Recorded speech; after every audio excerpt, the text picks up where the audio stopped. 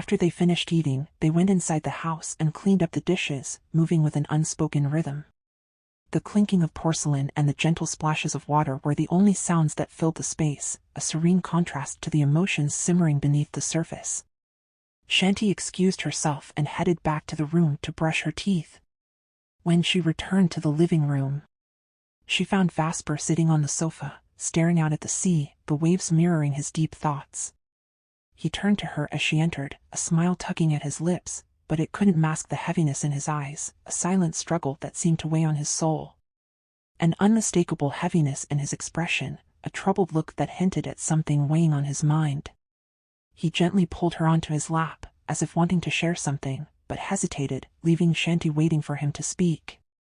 Wordlessly, he was on the verge of revealing something, a truth or a confession, but the words were lodged somewhere deep, unable to escape. "Vasper, is there something you want to talk to me about?" Chanty asked softly, her voice a soothing balm against the tension that had settled in the room. Vasper's expression turned serious as he looked at her. She searched his eyes, seeking the answer he seemed reluctant to give. His eyes drifting to the red diamond ring on her hand. He lifted her hand to his lips, pressing a kiss against the cool surface of the stone, the ring pressing against his lips. His breath warm against her skin. "No," he finally replied, but the faint smile that accompanied his words was tinged with something bittersweet. "I'm sorry I never gave you flowers, not even once," he admitted, his voice laced with a hint of guilt that made Chanty's heart ache. "Vasper, is that what's troubling you?" Chanty responded, her voice filled with warmth. "You've given me far more than flowers could ever mean. Besides, flowers aren't important to me. Whether I receive them or not doesn't matter," she said, cupping Vasper's cheek. Vasper's smile softened, but there was a deep sadness in his eyes as he recalled painful memories. "Since my mother passed away, I haven't liked bouquets of flowers. The last thing my mother received before she died was a bouquet," Vasper explained, his voice heavy with sorrow. Chanty felt her heart clenched with empathy as she listened. Someone sent her flowers, lots of them, all different kinds, and they all smelled wonderful. She was so happy, thinking they were from Alexander, that she filled her room with them. But the next morning, we found her lifeless in her bed, and the flowers in her room had all withered, like dead leaves. The flowers were poisoned, Vasper revealed, his voice barely a whisper, as if speaking the words aloud could bring back the nightmare. Chanty's hand flew to her mouth in shock, her eyes wide as she stared at Vasper, tears welling up. This was the first time he had opened up to her about his mother's tragic death. "I'm so sorry, Vasper," she murmured, unaware that tears had already started to fall, her voice trembling as tears spilled down her cheeks, unable to contain the pain she felt for him. The weight of Vasper's pain pressed heavily on her heart, as if she could feel his anguish herself. Vasper reached out, gently wiping her tears with his thumb. "Since then, I can't bear to look at bouquets of flowers, except for the ones that are planted in the ground," he continued, his voice hoarse with emotion. "I'm sorry I can't give that to you, Chanty," he added, his tone filled with regret that tugged at her heart. Chanty wrapped her arms around him tightly, her embrace filled with love and understanding. "Vasper, please, stop. Don't talk about bouquets of flowers anymore. That's not how I measure my love for you. Fancy gifts don't matter to me. I'm not a materialistic woman, but whatever you give me, I cherish because it's from you," she said, her voice soft yet resolute, her love for him evident in every word. Vasper met her words with a kiss, his lips capturing hers with a tenderness that spoke of the depth of his feelings. "I love you so much, Chanty," he whispered against her lips, the words carrying all the emotion he couldn't express with actions alone. "I love you too, Vasper." "More than anything else," Chanty replied, her voice brimming with sincerity and affection. As their lips parted, Chanty's eyes lingered on his, a question forming on her lips. "Is that beautiful woman in the painting in your room your mother?" she asked curiously. Vasper's smile returned, softer this time, touched with a hint of nostalgia. "Yes, that's Marion Mondragon. My mother. She was half human, half elf. Laika and I have different mothers. Her mother was also half elf, half human," he explained, revealing a piece of his family's history. Chanty listened intently, captivated by the story of Vasper's mother, her beauty and grace evident in the portrait that adorned his room. "That's probably why you're so incredibly handsome, Vasper," Chanty teased, her voice taking on a sultry tone that made Vasper blush slightly. "Maybe that's why Leica doesn't like me from the start," Vasper added, a shadow passing over his features as he mentioned his sister, a tension that Chanty immediately picked up on. Vasper fell silent, not wanting to delve deeper into the conversation. But unbeknownst to them, the Guardians had been eavesdropping on their conversation, despite being far out at sea, thanks to Gabriel's enhanced senses. Their quiet argument over what they had overheard began to ripple through the water, the tension between them growing. Lorena was the first to leave the water, rinsing off in the outdoor shower before changing her clothes and heading inside to start the laundry. Meanwhile, Chanty and Vasper made their way to the bedroom, the tension between them dissipating as they lay down together on the bed. Chanty curled up beside Vasper, her head resting on his chest, listening to the steady beat of his heart as his hand played idly with her hair. Vasper was captivated by the sight of her, his fingers gently twirling strands of her hair as if trying to memorize the feel of it. "My yacht will arrive tomorrow," Vasper said casually, breaking the comfortable silence. Chanty wasn't surprised.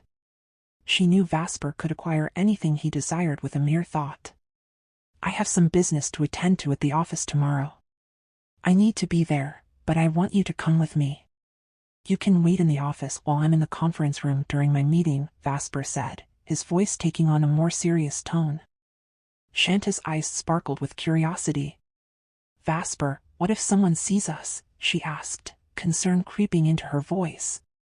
Vasper smiled, his expression full of confidence. "We shouldn't be ashamed if someone sees us, should we? It's time everyone knows we're together." "I've been thinking, we shouldn't hide from the public anymore," Vasper said, his tone firm, as if he had already made up his mind. "But Vasper, what about Alexander Mondragon? What if he finds out?" Chanty asked, her concern deepening. "We'll face him, Chanty." "We'll face him together," Vasper replied, his voice filled with determination, the kind that left no room for doubt. The Guardians, who had been listening intently, were not in agreement. They believed Vasper's plans were too reckless, that they would only put Chanty in more danger. They left the water, rinsed off, and changed their clothes, preparing to confront Vasper about his ideas. "What about the mansion?" Chanty started to ask, but Vasper gently placed a finger on her lips, silencing her. He didn't want the Guardians to hear their conversation, and Chanty understood, smiling as they shared a knowing look. Their lips met again, this time in a kiss filled with passion and unspoken promises. Without warning, Vasper suddenly lifted Chanty into his arms, pulling her close as he moved behind her. In an instant, they teleported to Vasper's house in Antarctica, landing softly in the bedroom. Chanty laughed in surprise, her eyes sparkling with delight as she noticed something in the room. "There's a wall clock now," she asked with a smile.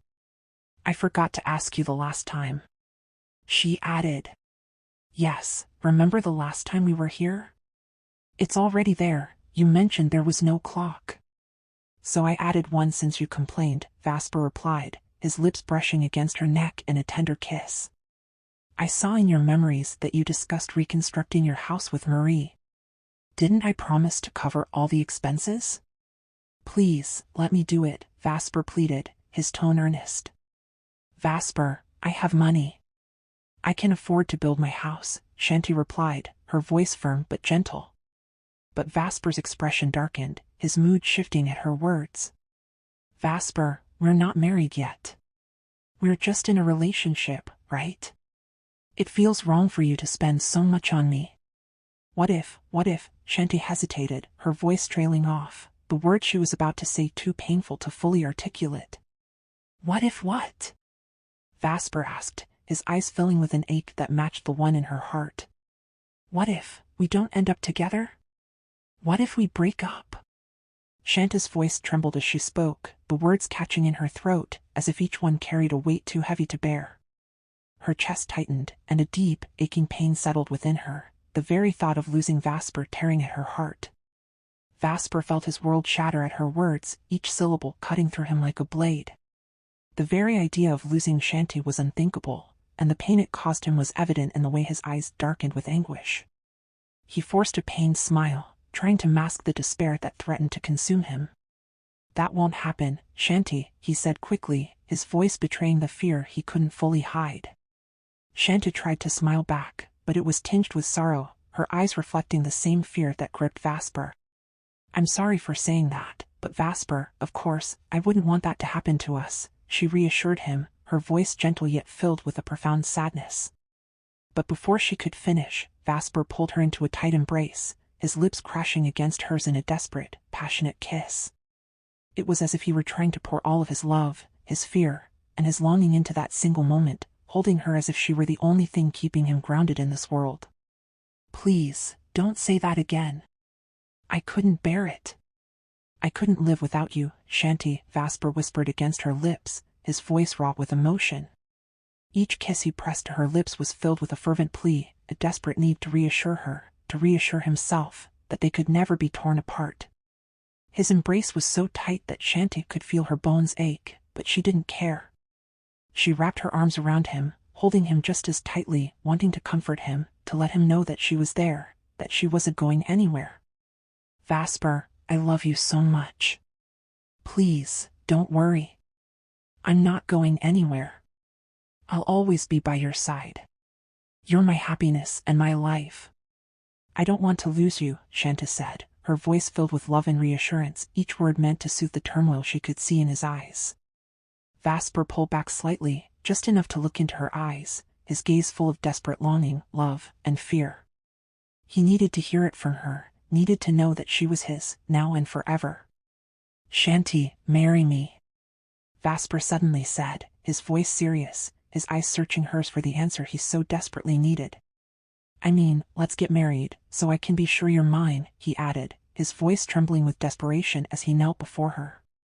Chanty sat on the bed, her eyes wide with shock, her heart pounding as she stared at him, unable to speak. She was only 18, still so young, and while she knew that Vasper was the man she wanted to spend her life with, the suddenness of his proposal overwhelmed her. "Vasper, I'm just 18 years old. Maybe when I turn 20? We still have a mission to complete, right? We still have to face Alexander Mondragon," Chanty said gently, trying to ease the worry she could see in his eyes. She wanted to give him the reassurance he sought, but she also needed him to understand that they had other challenges to face first. "Chanty, once we're married, Jake, Samara, and even Raphael won't bother us anymore, right?" Vasper responded, his voice soft and pleading, his vulnerability laid bare before her. His words made Chanty pause, lost in thought. She realized that Vasper was right. Once they were married, the threats from Jake, Raphael, and Samara would no longer have any power over them. Vasper's smile returned, hope filling his eyes as he waited for her to speak, to give him the answer he longed for. But Chanty remained serious, her gaze unwavering as she looked at him, trying to weigh the enormity of what he was asking. "Chanty, I love you so much. Even now, I want nothing more than to marry you. I want to make you mine, legally and in every way possible. Will you marry me?" Vasper asked, his voice filled with love, pleading with her, his eyes searching hers for the answer that would set his heart at ease. Vasper's love for Chanty was unparalleled, and in his mind, marriage was the only way to ensure that she would be his forever, to protect their love from any force that might try to tear them apart. Chanty's gaze locked with Vasper's, her eyes reflecting the warmth of her emotions, while his gaze held an intensity that made her heart race uncontrollably. Vasper, though his lips remained sealed, couldn't hide the nervousness that surged through his veins. His heart felt like it would leap out of his chest at any moment, his whole body trembling with anticipation as he awaited her response. His hand gently clasped hers, his fingers brushing over the delicate red diamond ring that rested on her finger, his eyes never leaving hers. "Yes," Chanty whispered softly, her voice barely audible, but the word echoed like a thunderclap in Vasper's mind. He heard it, he heard the one word he had longed for, the word that sealed their future. In his overwhelming joy, tears welled up in Vasper's eyes, cascading down his cheeks as he gazed at her with boundless love and gratitude. He leaned in, kissing her deeply, his lips fervent and full of passion, expressing everything he felt, hope, love, and the bliss of knowing their future was intertwined. Chanty, too, laughed in happiness, her heart swelling with the joy of seeing Vasper's reaction. She gently wiped away his tears with her delicate fingers, the soft touch sending shivers down his spine. "I love you so much, Chanty." "I've never been this happy," Vasper said, his face glowing with an emotion so pure that Chanty had never seen him this way before. He pulled her into a tight embrace, holding her so close, their bodies pressed together, and kissed her again, deeper this time, with a fire that only seemed to burn hotter. Breaking the kiss, Vasper stood and, with an uncontainable joy, shouted, "Yes." His voice echoed through the entire house, a declaration of victory, while he knelt before Chanty, who sat on the bed, smiling radiantly. Chanty laughed as well, her happiness mirroring his, both of them filled with the excitement of their shared future, one that would bind them together for life. Vasper's lips sought hers again, planting soft, lingering kisses, each one followed by a tight embrace. His kisses trailed down her neck, across her cheeks, each touch sending sparks through Chanty's body, making her gasp in delight. "You're going to be my wife, Mrs. Chanty Mondragon." "My queen," Vasper whispered joyfully as he gazed down at her, his body now gently resting atop hers on the bed. She smiled up at him, her heart racing as she watched the pure happiness on his face. He looked more handsome than ever, his eyes gleamed like stars, mesmerizing her, as if they reflected all the light in the world. She was intoxicated by his beauty, utterly captivated by the man before her. "Why are you so impossibly handsome?" Chanty whispered, the words escaping her lips unconsciously, her voice barely more than a breath, like music to Vasper's ears. He paused, staring deeply into her eyes, taken aback for a moment. "And you, how are you this beautiful?" he responded, his low baritone voice like velvet, adding even more to his irresistible allure. "You've completely invaded my world," he added, his voice thick with desire. Chanty's gaze fell to his lips, slightly parted, inviting. She raised her delicate fingers to trace the outline of his lips, her touch soft yet electric. The urge to bite his lips pulsed through her, but she held back, letting her eyes feast on them as her fingers gently followed their shape. Vasper allowed Chanty to explore, his own eyes drinking in her beauty, every inch of her face captivating him. Her fingers on his lips sent waves of heat coursing through his body, a fire only Chanty could ignite. And as if neither could hold back any longer, they both surged forward, their lips crashing together in a fiery kiss, hungry, consuming, a kiss that spoke of passion and desire. Chanty's breath hitched as Vasper's kisses grew deeper, more fervent, leaving her gasping for air, her body craving more of him. Vasper's hands began to work, slowly, sensually undressing her, his fingers grazing her skin as he peeled away her clothes, while Chanty did the same to him. Soon, they were both bare, their skin pressed together, the heat between them overwhelming. Vasper's lips moved down, worshipping her skin, his mouth finding her breasts, his tongue tracing over her soft flesh, eliciting moans of pleasure from Chanty that echoed throughout the room. His hands gripped her breasts, tender yet filled with a fierce passion, as he kissed and touched her in ways that made her body tremble. Chanty's moans filled the air, her body arching toward him, while Vasper groaned deeply, his voice rumbling in his chest as he continued to worship her body.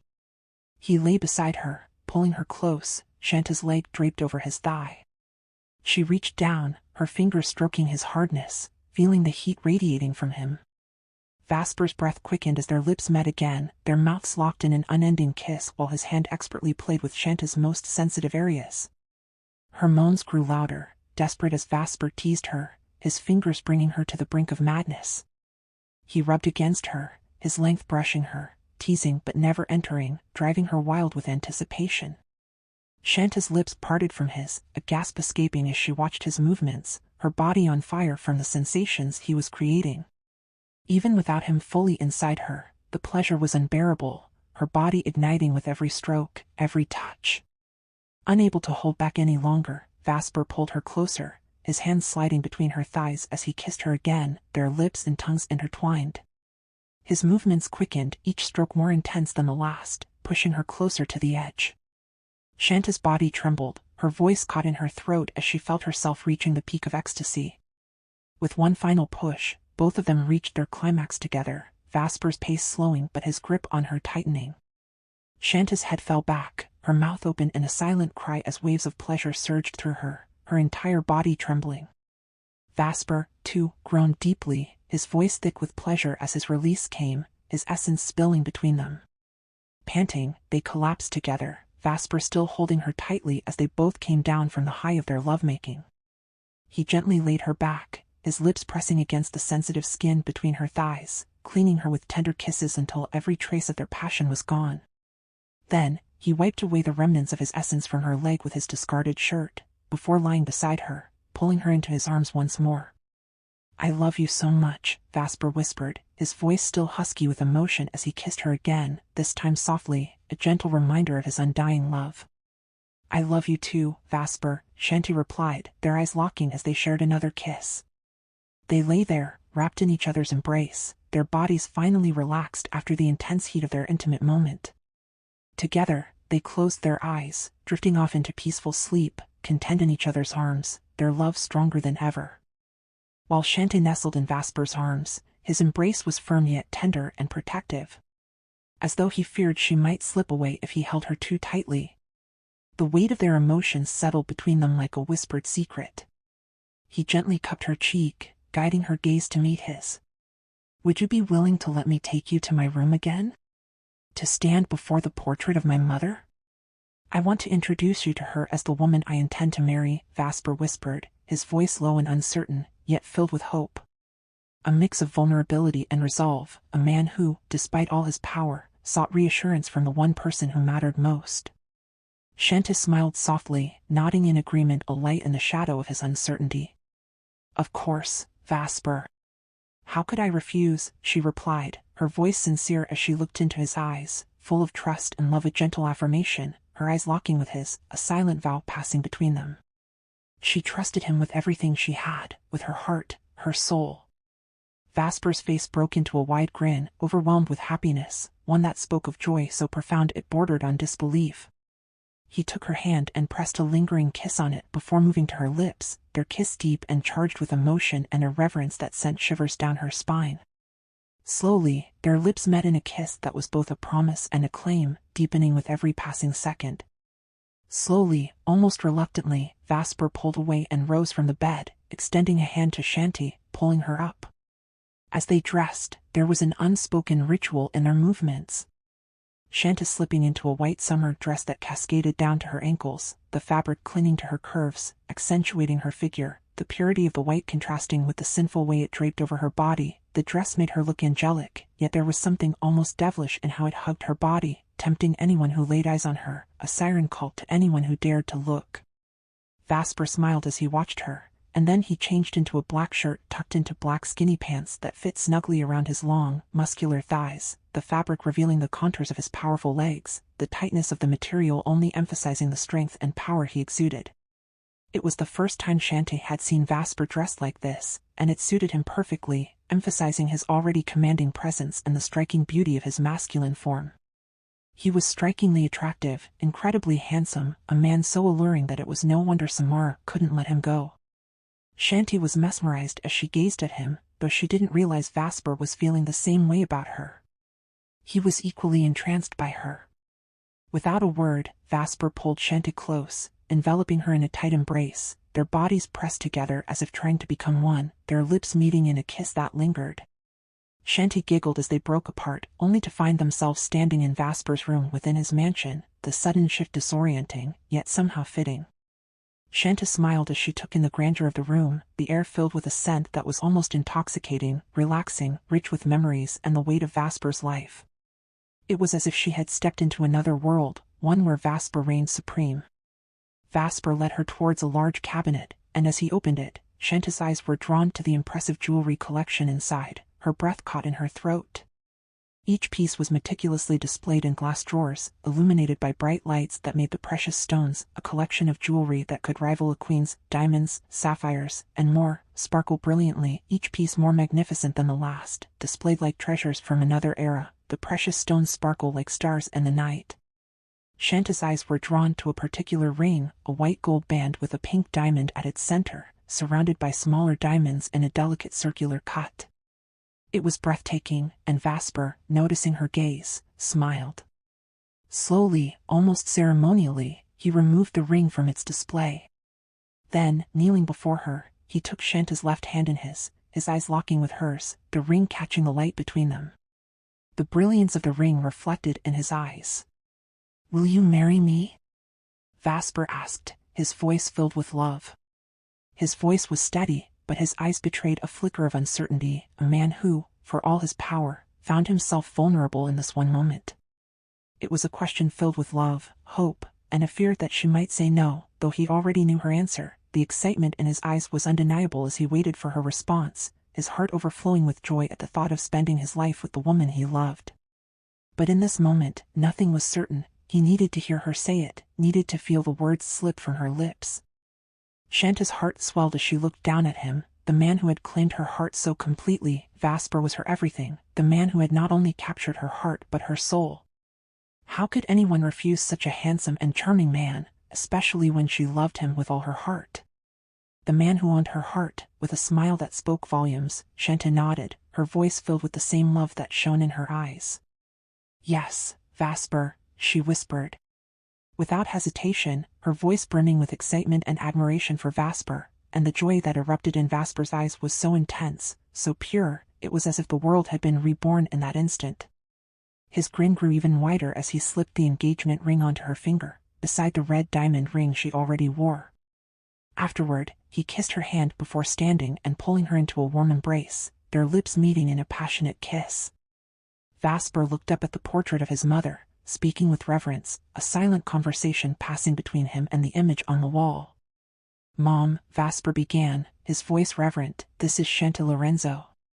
She's the woman I want to spend my life with, the woman I want to be the mother of my future children," Vasper said, his voice full of respect, full of emotion, a declaration not just to the room, but to the universe, as if he were speaking to someone very much alive.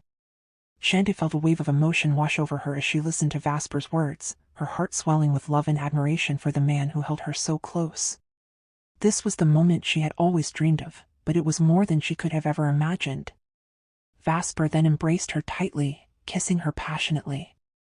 "I love you so much, Chanty Lorenzo," Vasper declared, his voice thick with emotion and sincerity. "And I love you, too, Mr. Vasper Mondragon," Chanty replied, her voice trembling with the intensity of her feelings.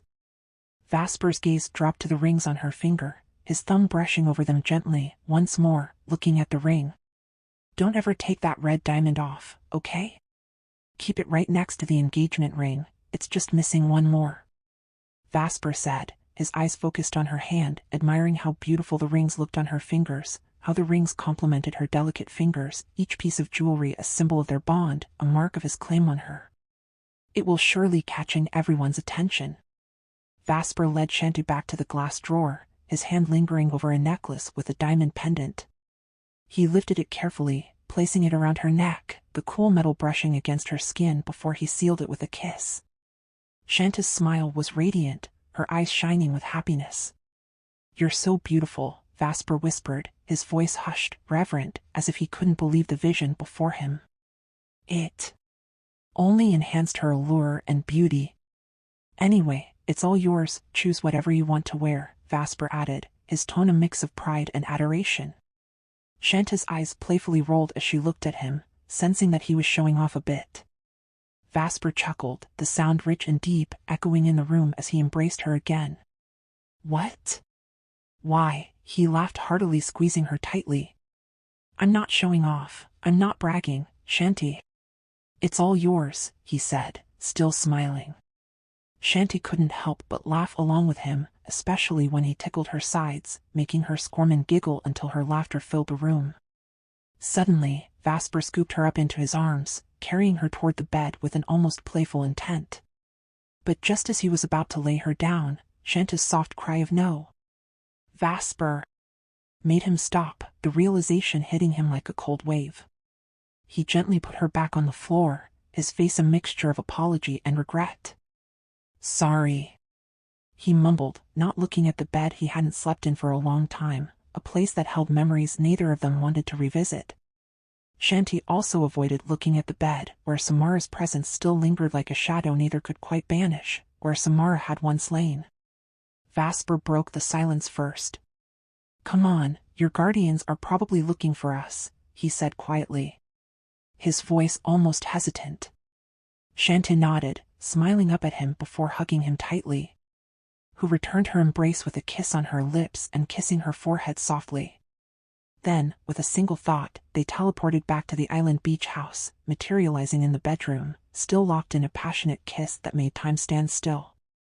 When they finally pulled away, they walked into the living room, where 3 of Shanta's guardians sat waiting on the sofa.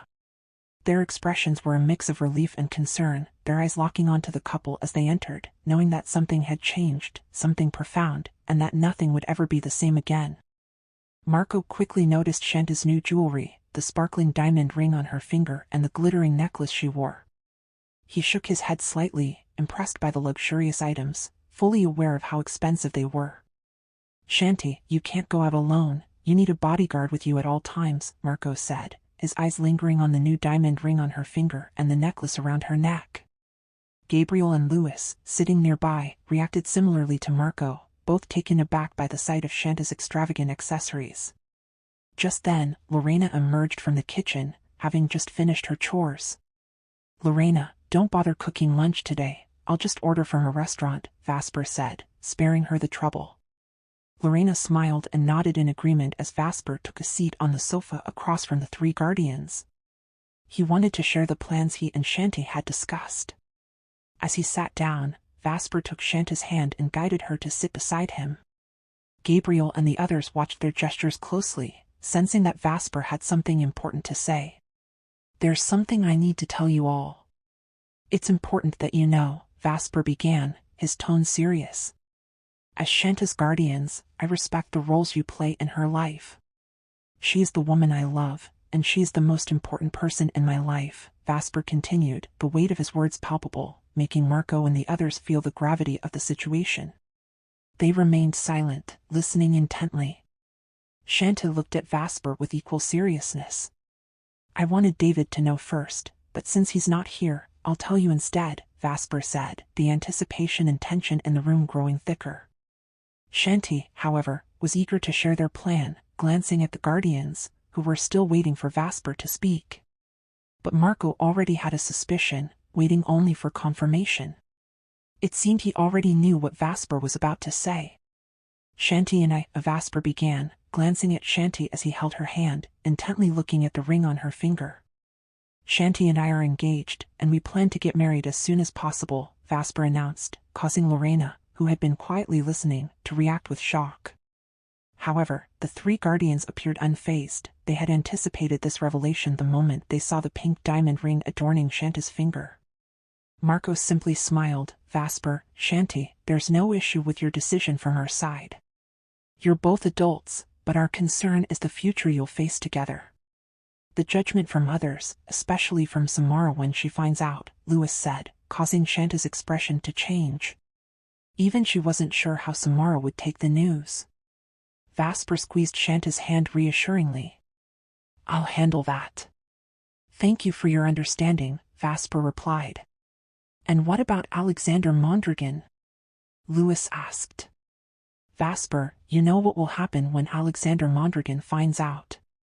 Are you ready to face him? Are you, Chanty?" Louis's question sent a chill down Shanta's spine, her body suddenly cold with fear and uncertainty. "The best we can do is delay the conflict, but we have no power to defeat Alexander," Gabriel added, his tone grim. "You need to deal with Alexander Mondragon first. There will be no peace for either of you while he's still out there," Marco chimed in, echoing Gabriel's concern. Gabriel then looked seriously at Vasper. "Can you withstand Alexander's wrath, Vasper?" "What if?" Gabriel's gaze shifted to Chanty, unable to finish his sentence. Everyone fell silent, their attention on Gabriel, waiting for him to continue. Vasper's expression hardened as he stared at Gabriel, his jaw clenched. "What if, what he did to Laika and Jacob, he does to you?" Gabriel finally asked, his voice low and tense. Vasper seemed momentarily stunned, his jaw tightening further as he glared at Gabriel. Chanty, on the other hand, looked at Gabriel with wide eyes, clueless about the implication. "What happened to Jacob and Laika, Gabriel?" Chanty asked, her curiosity piqued, but Gabriel remained silent. The room fell into an uneasy quiet, each person lost in their own thoughts.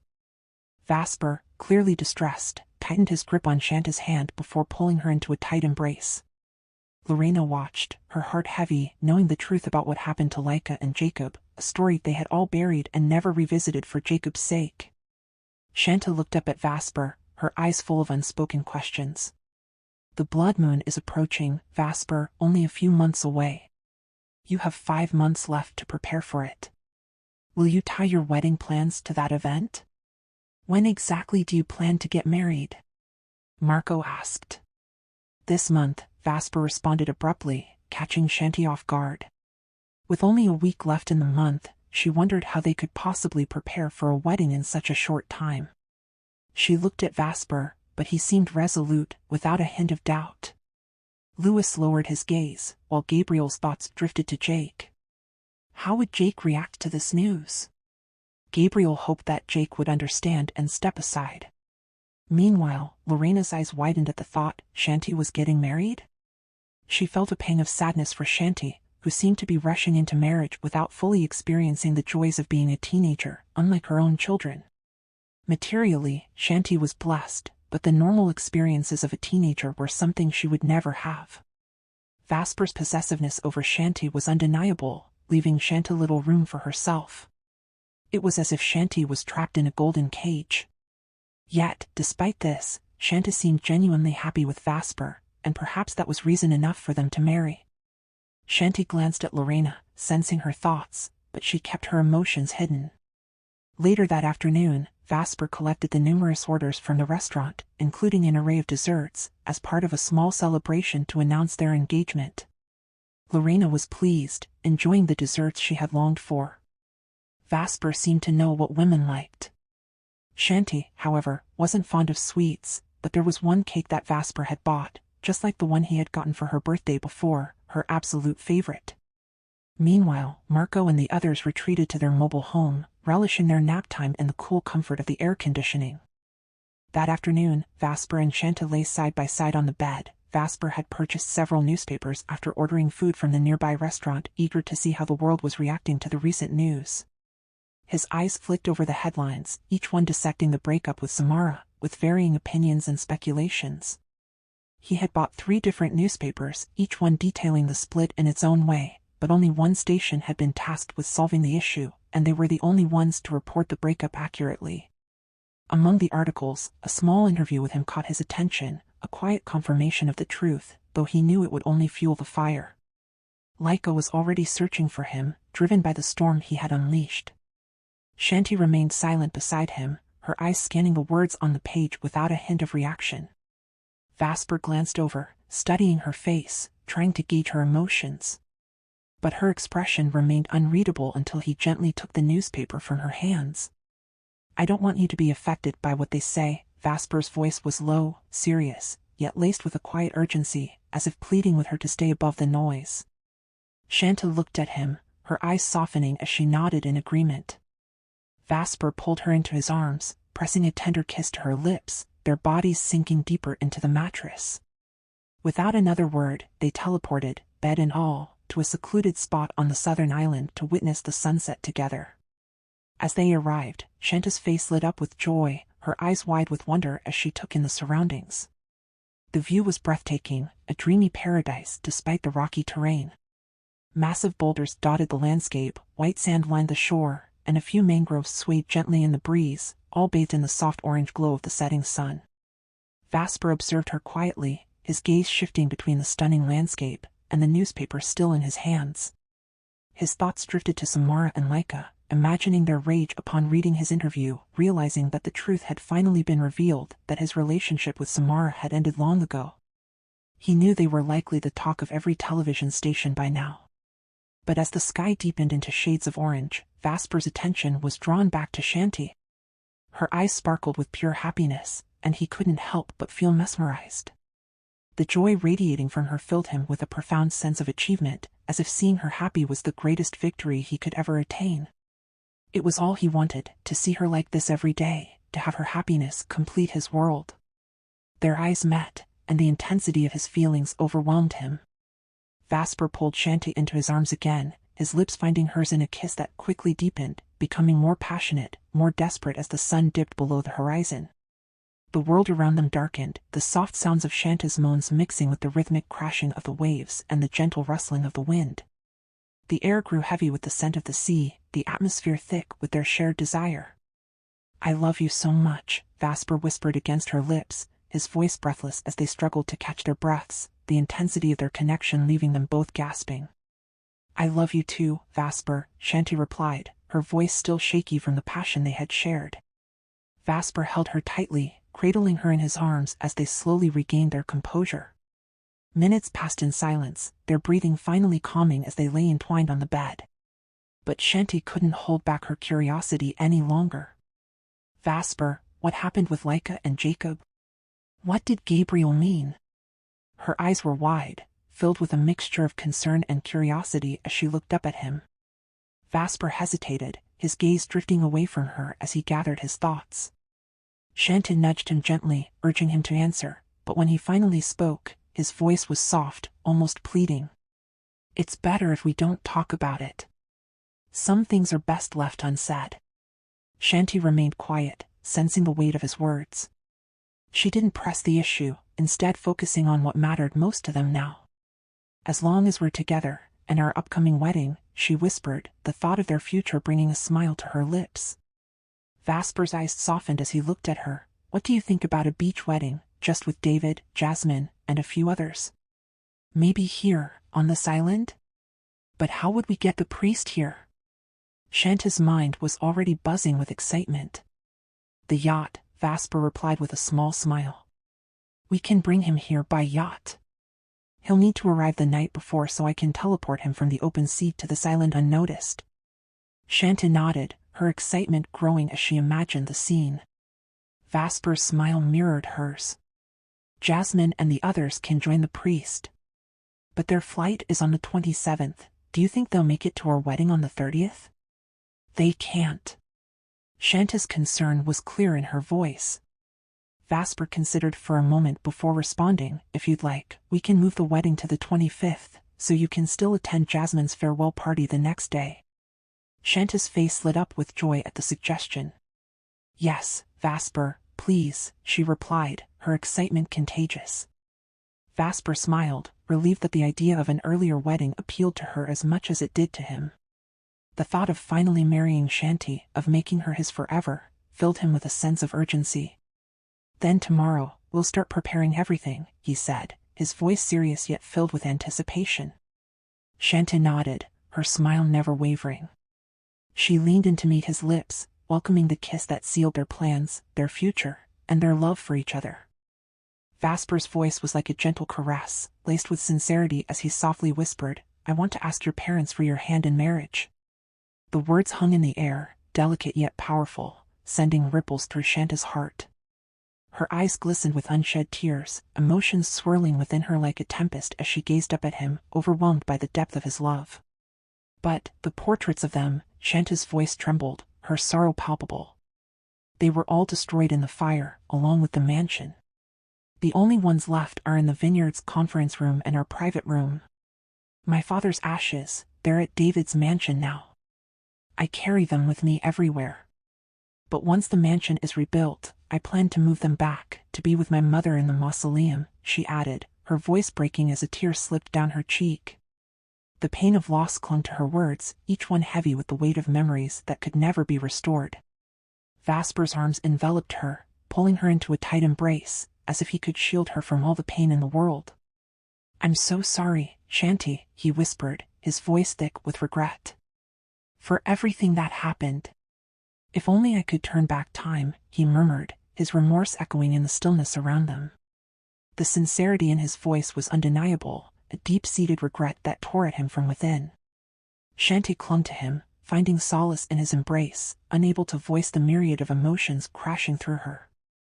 Vasper tightened his hold, pressing a kiss to her lips, a kiss that was both tender and fierce, filled with love, reassurance, and a silent vow to protect her from any harm.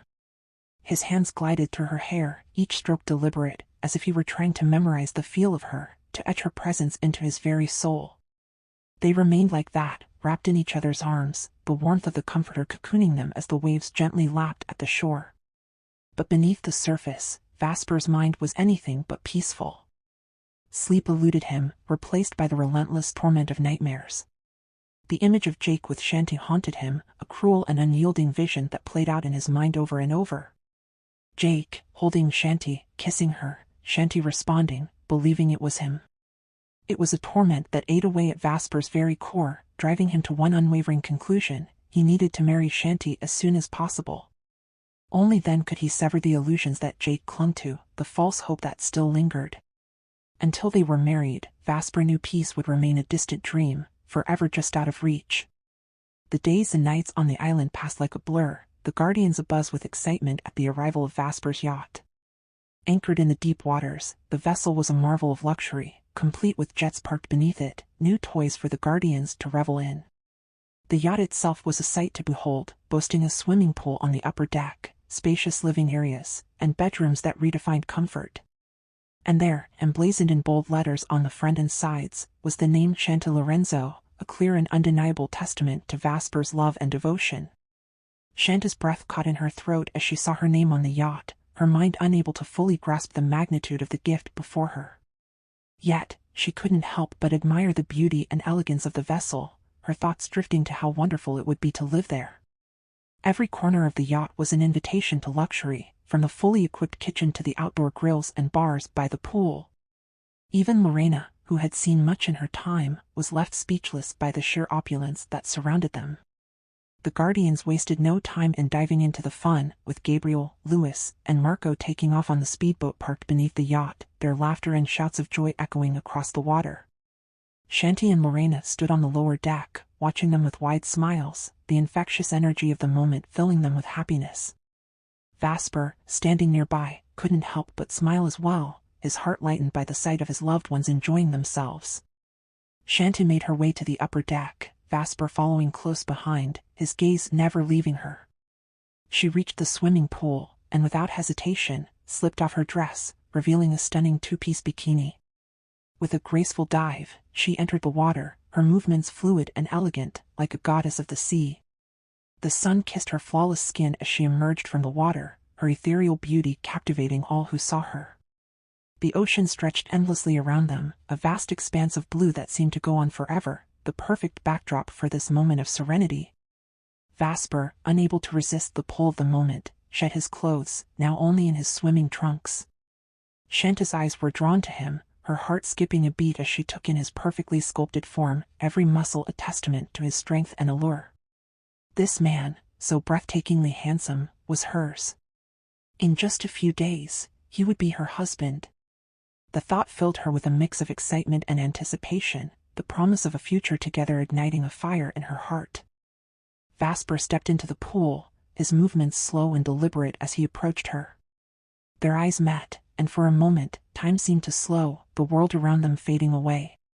The desire, the admiration, the love they felt for each other was palpable, a tangible force that drew them closer.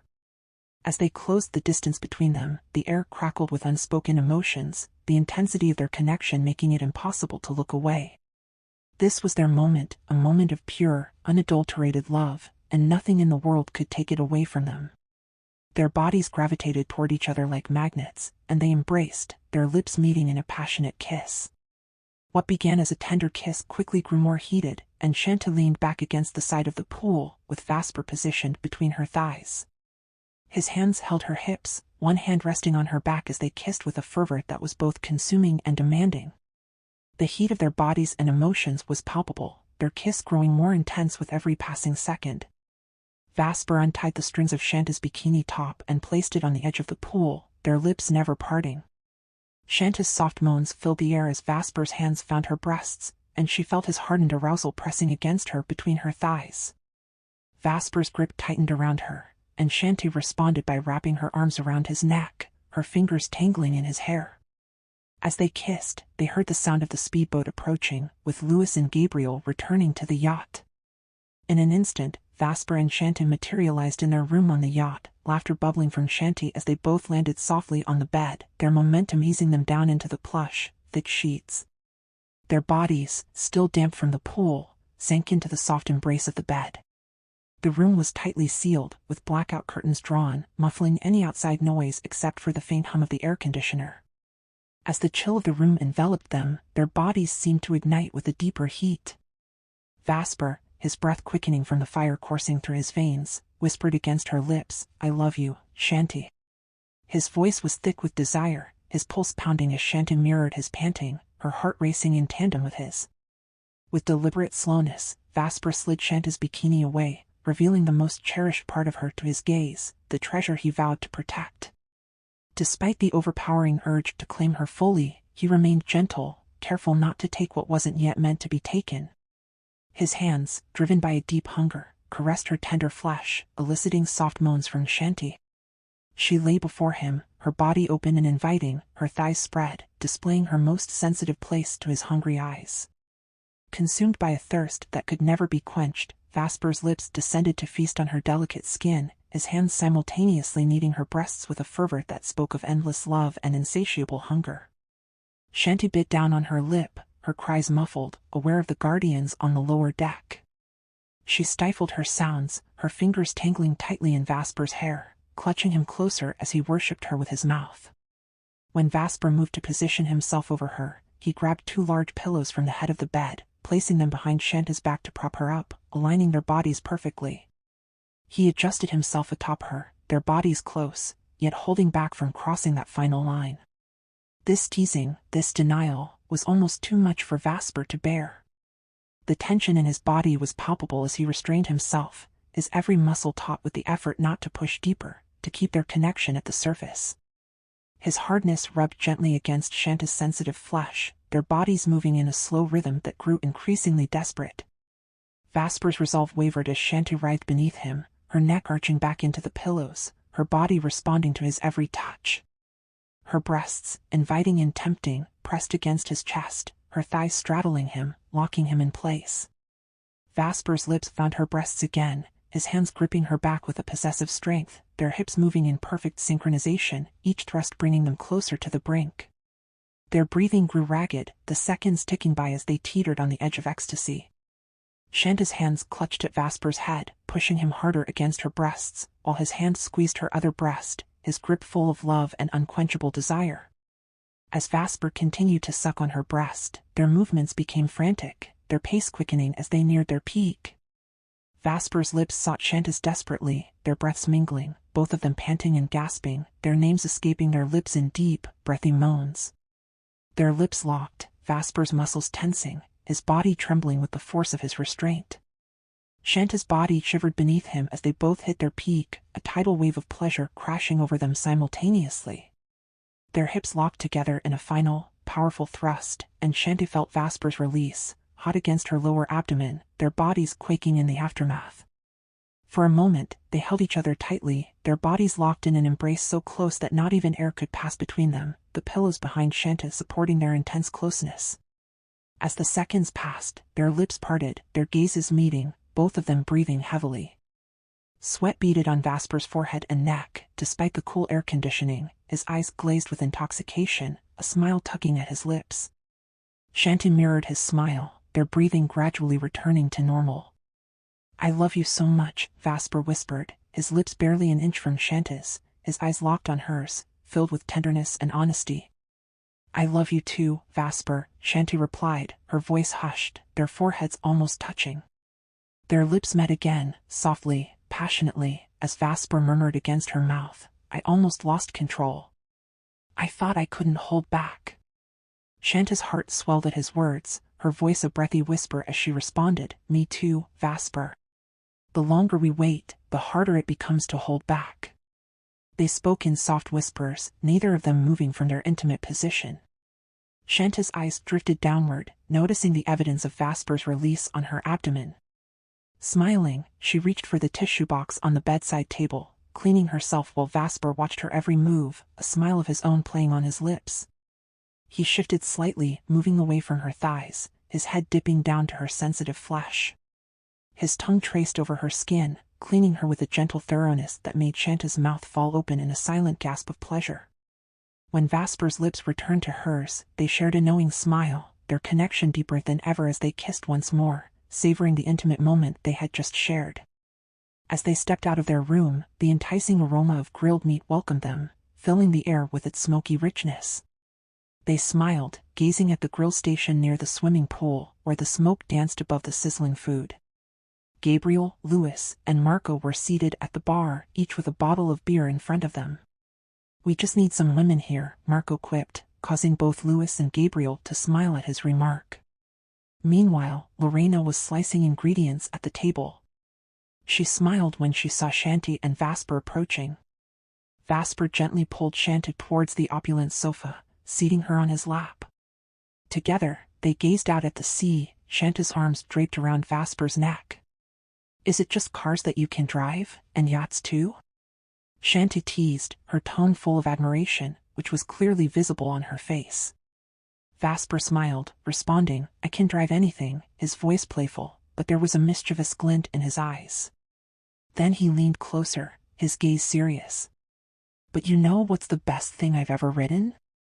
Chanty's curiosity piqued. She leaned in, her expression innocent.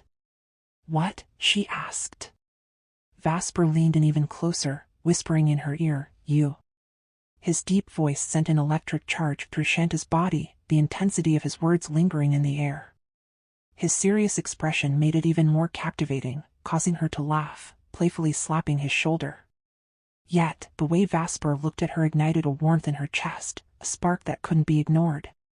His gaze traveled from her eyes down to her lips, and as if pulled by an unseen force, their mouths met in a passionate kiss, one that was filled with love, demanding and consuming. Their kiss was interrupted by Lorena, who arrived with a tray of assorted sliced fruits, grilled meat, fish, and fresh oysters resting on ice with lemon slices. Gabriel followed with beer and wine, both nestled in a small ice bucket. As Lorena began serving the food, Chanty smiled gratefully. "Thank you, Lorena." Gabriel. Embarrassed, Chanty stood up, and Vasper allowed her to go, his eyes following her every move. Lorena continued to set the table, arranging bread, pasta, vegetable salad, and water bottles, filling the table with a feast. Chanty sat back down beside Vasper, who immediately took her hand. "Lorena, how about you?" Chanty asked, her smile kind. "We've already eaten at the bar, Miss Chanty," Lorena replied, her voice warm before turning to leave, her smile lingering. Chanty admired the meticulously arranged food. She reached for a fresh oyster with her delicate fingers, squeezed a slice of lemon over it, and popped it into her mouth, savoring the taste with a look of amusement in her eyes. Vasper watched her, finding more pleasure in observing Chanty's enjoyment than in the food itself. "Wow! So good!" Chanty exclaimed. "Vasper, try one," she urged, her excitement contagious. Vasper simply smiled, his gaze never leaving her. Chanty, with another oyster in hand, offered it to Vasper, who opened his mouth, allowing the oyster to slide in. As the lemon juice dripped down the side of his lips, Chanty gently wiped it away with her finger, the small gesture having a profound effect on Vasper. Their eyes locked, an undeniable spark of romance passing between them. "Delicious, right?" Chanty asked. Vasper, still savoring the taste, nodded, his eyes filled with admiration for her. They enjoyed their meal together. Vasper opened a beer while Chanty sipped the finest wine he had poured for her. They shared sweet moments, basking in the view, the food, and each other's company. It was the kind of scene Vasper wanted to replay every day with Chanty. As the afternoon sun began to set, Chanty lay on a sun lounger by the pool, the sea visible in the distance. She wore a red two-piece bikini, her sunglasses shielding her eyes as she gazed at the horizon. Her flawless skin glowed under the golden afternoon light, her body perfectly framed by the contrast of the red bikini against the white lounger. Her long, thick hair cascaded down her back, making her a vision impossible to ignore. And Vasper couldn't look away. From his seat at the bar, beer in hand, his eyes were locked on Chanty, admiring every inch of her beauty. Meanwhile, Gabriel, Louis, and Marco were swimming in the sea, while Lorena enjoyed the view from the lower deck, snacking on fruit. But Vasper's attention never wavered from Chanty. He could stare at her all day and never tire. Her beauty was magnetic, an irresistible temptation. He couldn't believe she would soon be his wife, just a few days away. His heart swelled with happiness. Standing up, Vasper made his way over to Chanty. She smiled as he approached, her beauty even more radiant up close. Removing her sunglasses, she watched him curiously. He pulled a sun lounger beside hers and sat down, his eyes feasting on her face, her body, her legs. Chanty smiled, enjoying the attention from the man who owned her heart and soul. She, too, admired Vasper's body, the way his abs tensed, his damp hair, and the slight blush on his cheeks. He looked so impossibly handsome, sitting there with a beer in hand, his gaze intense. There was no need for words. Their eyes spoke volumes about their admiration for one another, the adoration they shared, and the strong temptation hanging thick in the air. Chanty knew exactly how to tempt him. She opened her mouth slightly, lifting her arms to adjust her hair. Vasper couldn't resist any longer. He knelt beside her and captured her lips in a searing kiss, his hand already on her breast. Their kiss was fervent, his lips demanding, moving down to her neck. But Chanty gently pushed him away. "They can see us down there," she said, her eyes glancing toward Gabriel and the others in the sea. Vasper turned to look, noticing the awkward glances exchanged between the three men. He chuckled, retreating to Chanty's feet, ensuring they were out of view. Chanty smiled, watching him, amused by his actions. Vasper took her foot in his hands, gently rubbing her legs. Though it tickled, Chanty endured it until Vasper slid her toe into his mouth. A different kind of sensation coursed through her body as his tongue played with her skin. His hands traveled up her legs and thighs, and their eyes met again, filled with love and desire. In an instant, Vasper teleported them back to their room aboard the yacht, where their passion ignited once more. This time, Chanty was on top, straddling Vasper as he sat against the headboard, both of their clothes discarded on the floor. Vasper held her tightly as she rocked her hips against him, his mouth teasing her breasts. Chanty's moans filled the room, unrestrained, knowing the walls were soundproof. No one could hear her cries of pleasure, not even Lorena or the others. As she rode him, her body pressed tightly against his, she called out his name with deep, drawn-out moans. They panted, their breaths in sync, their bodies chasing the peak of pleasure. Desperation fueled their movements, their pace quickening as they neared their climax. Vasper's hands gripped Chanty's waist, guiding her rhythm, urging her to move faster. She held onto his neck, their bodies locked together as they teetered on the edge. With one final thrust, Chanty's body tensed, her muscles contracting as she reached her release, her moans stifled by Vasper's kiss. Vasper groaned into her mouth as he, too, reached his peak. Even though they didn't fully join, their pleasure was overwhelming. Minutes passed as they relaxed, their breaths slowing, but their lips and bodies still entwined. Vasper continued to kiss her passionately, unable to stop declaring his love for her. When they finally pulled apart, Vasper took care of her, cleaning their shared essence with tissue. Chanty watched him with a smile, but Vasper wasn't fully satisfied of her. He wanted more. Sliding down the bed, Vasper lifted Chanty until she was straddling his face. He devoured her with a hunger that made her knees tremble, his hands squeezing her breasts as he worked his magic. Seconds passed, and the pleasure Chanty felt grew stronger, overwhelming her senses.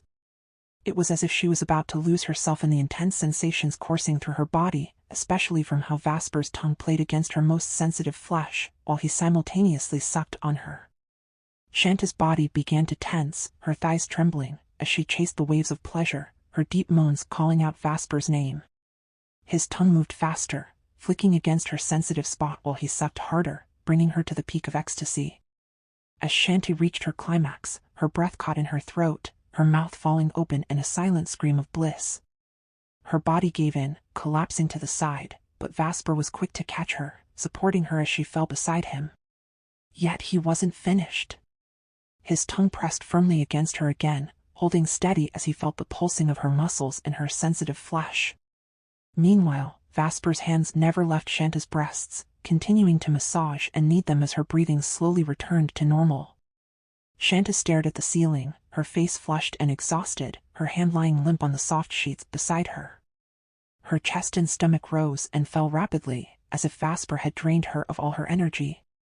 After a few seconds, Vasper's hand finally released its grip on her breast, and he lifted his head, his eyes fixated on her sensitive flesh, filled with love, admiration, and adoration.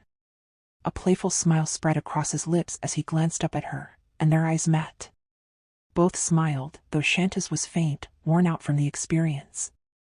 Vasper leaned down once more, his lips trailing over her sensitive flesh, cleaning the wetness of her release. Chanty smiled down at him, watching as he kissed her tenderly, almost as if kissing her lips. She couldn't help but giggle, squirming at the ticklish sensation. Trying to close her legs, Vasper chuckled too, moving up to lie beside her, their lips meeting in a soft kiss. "I love you so much," Vasper whispered, his voice husky, almost drunk on the moment. "I love you too, Vasper," Chanty replied, her voice weak with exhaustion. Vasper pulled her into his arms, cradling her tightly. "You're mine, Chanty," he said, his voice low and gentle.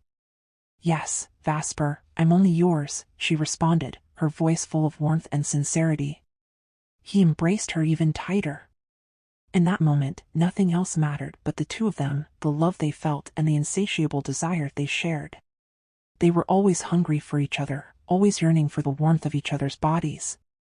The twilight painted the horizon in a breathtaking palette of colors, its serene beauty spreading across the sky just after sunset. The peaceful atmosphere wrapped around them like a soft blanket, the only sound the gentle lapping of the waves against the yacht's hull.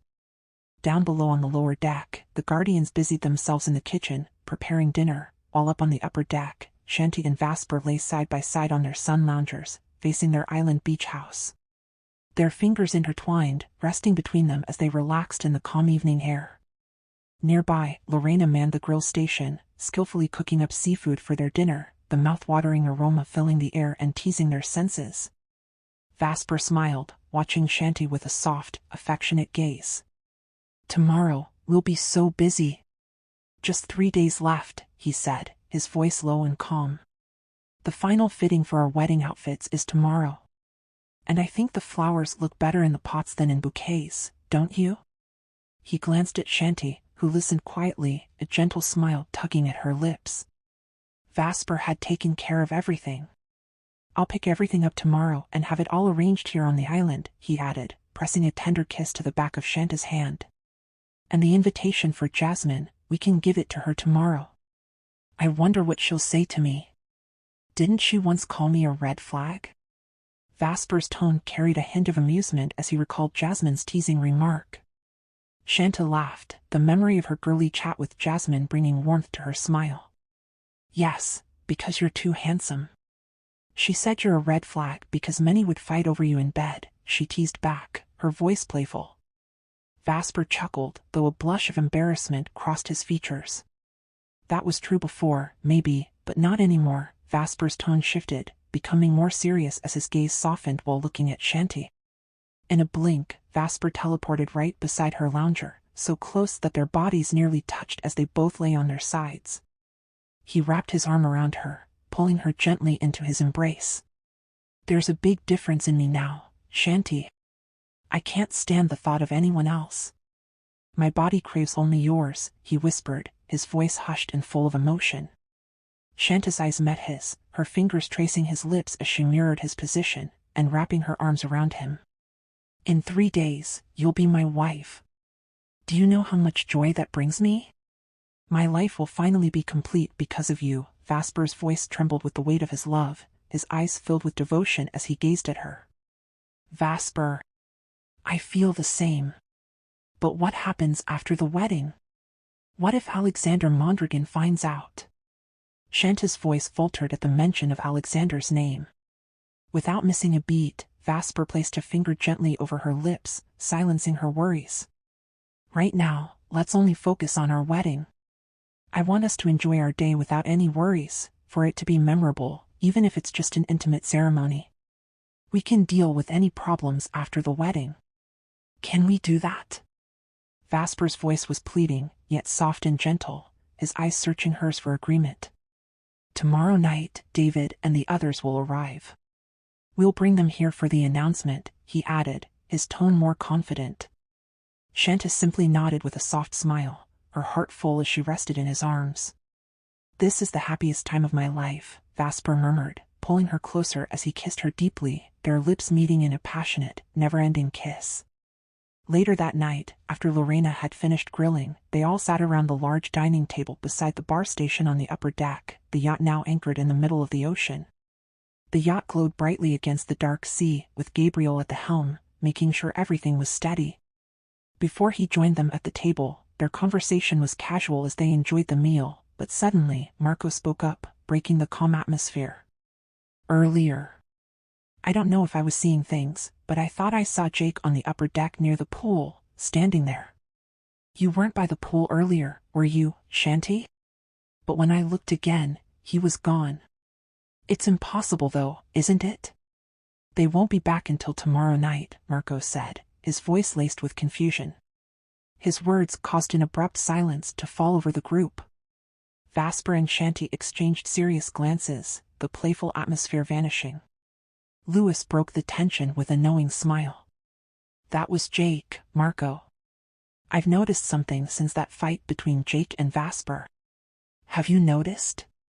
We can't feel Jake's presence anymore, like he's got an invisible shield, just like Vasper when he uses his powers, Louis said, his tone light, but his words carried weight. Lorena suddenly went pale as her eyes caught sight of Jake, standing at the far end of the yacht, watching them. He wore a black body-hugging polo shirt that showed off his muscular chest, the top 2 buttons undone. His shirt was neatly tucked into his black pants, and he wore leather boots. On his back, 2 swords were crossed. His hair was pulled into a man bun, a black earring gleaming on his left ear. Jake looked even more handsome than before, his aura stronger, his presence commanding. His movements were precise, his gaze deep and intense. But what unsettled everyone most was the way Jake's eyes were solely focused on Chanty. Vasper's chest tightened with anger as he noticed Jake's gaze, the memories of what Jake had done to Chanty still fresh in his mind. He lost his appetite, unable to continue eating, especially with Jake's eyes locked on Chanty like that. Though Jake occasionally glanced at the Guardians, Vasper, and Lorena, his attention was almost entirely on Chanty, and it didn't go unnoticed. The longing and tenderness in Jake's eyes were unmistakable, and it gnawed at Vasper's nerves. Chanty, on the other hand, avoided Jake's gaze entirely. She didn't dare look at him after catching sight of him standing there. Instead, she focused on Vasper, making it clear she was deliberately avoiding Jake's presence. Louis, Gabriel, and Marco, despite their outward smiles, were well aware of the tension Jake had brought with him. They remained alert, their muscles tense under the weight of the atmosphere. Even Lorena felt a knot of anxiety in her stomach, silently grateful that they were almost done with dinner before Jake had shown up. Jake! You're back already? What about David? Marco exclaimed as he stood up, moving toward Jake and greeting him with a friendly bump of their shoulders. Jake smiled casually, his eyes briefly flicking to Marco before returning to Chanty. David's at the mansion. We finished our tasks earlier than expected, Jake replied casually, though his gaze never strayed far from Chanty. It was like a knife twisting in Jake's chest when Chanty refused to acknowledge him, deliberately avoiding his eyes. All he wanted was to hold her close, to feel her warmth and kiss her hair. She looked so stunning tonight in her halter top and crochet skirt, her hourglass figure highlighted perfectly. He missed her more than he could say, but now wasn't the time to make things worse, especially with Vasper around. He didn't want to cause trouble, no matter how much it hurt. Vasper, on the other hand, refused to look at Jake. Tension radiated from his body, his jaw clenched tight. Chanty stood up, and Jake's eyes followed her as she walked away, her bikini barely hidden beneath the crochet skirt, her figure impossibly perfect. She walked with Vasper toward their private lounge area at the back of the yacht, leaving Jake behind, his heart aching. Jake silently followed them with an intense gaze. The Guardians knew something was happening around them, but how would they tell Jake that Chanty was already engaged? They could already sense Jake's reaction, as his eyes betrayed the depth of his feelings for her.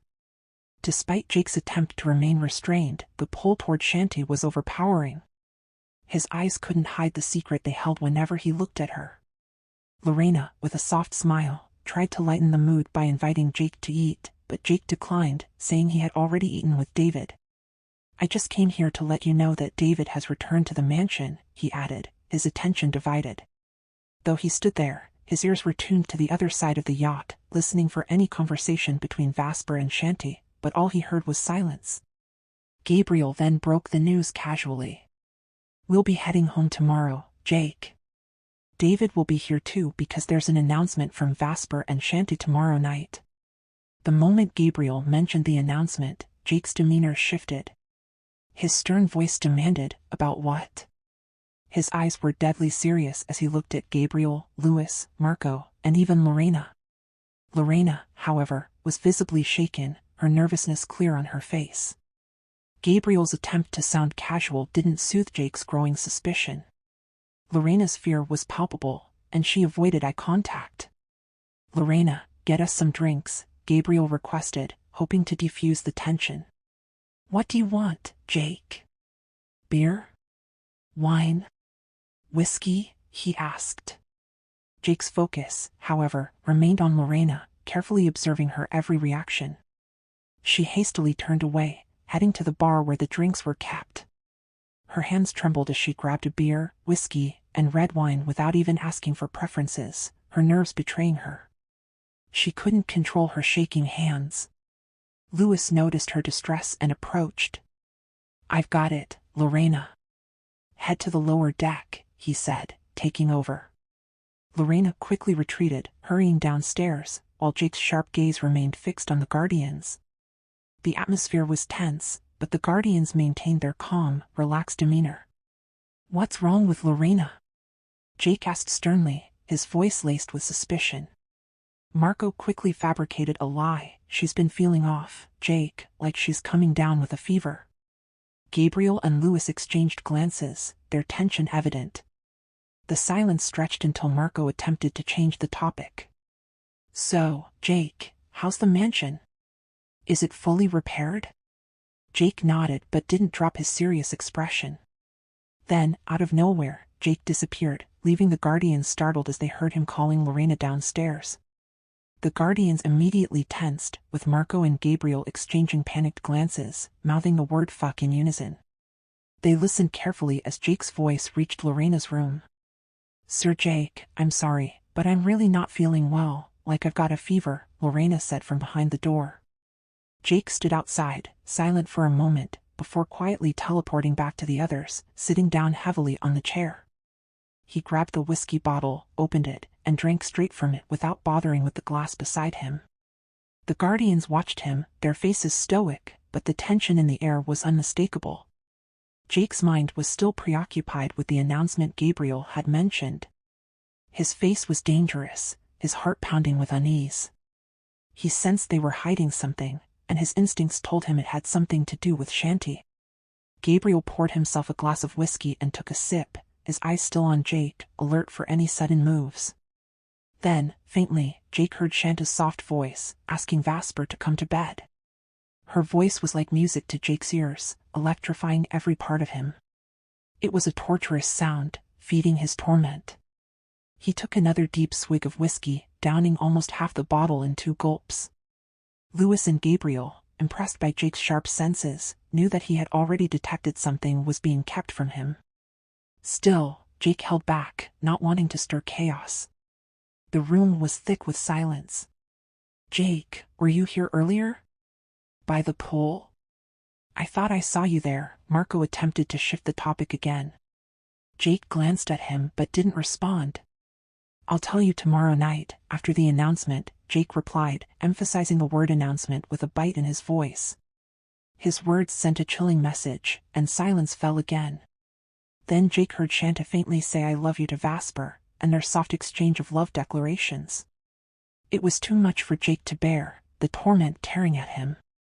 He finished the bottle of whiskey in one last gulp, stood up abruptly, and disappeared, teleporting away in an instant.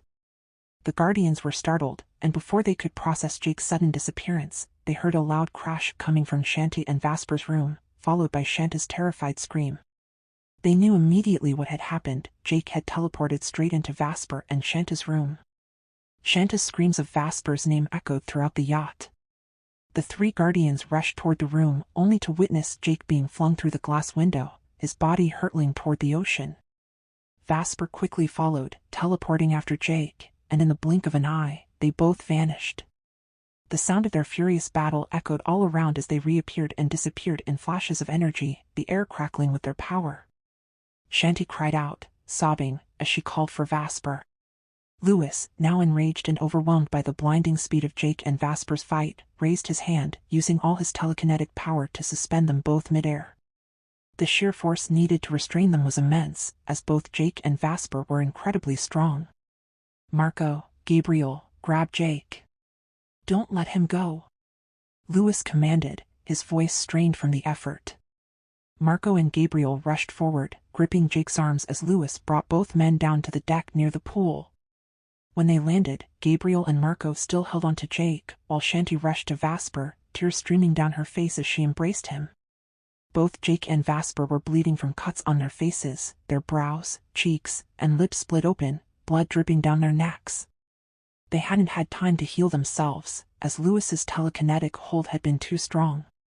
However, Louis was beginning to weaken, struggling to maintain control over them. Jake, could you stop acting so disgracefully on Chanty's yacht? Gabriel shouted, furious at Jake's behavior. Didn't you see Chanty's name on this yacht?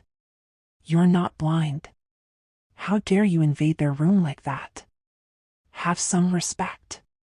Louis finally released his telekinetic hold, allowing Vasper and Jake to move again, though Gabriel and Marco kept a firm grip on Jake's arms.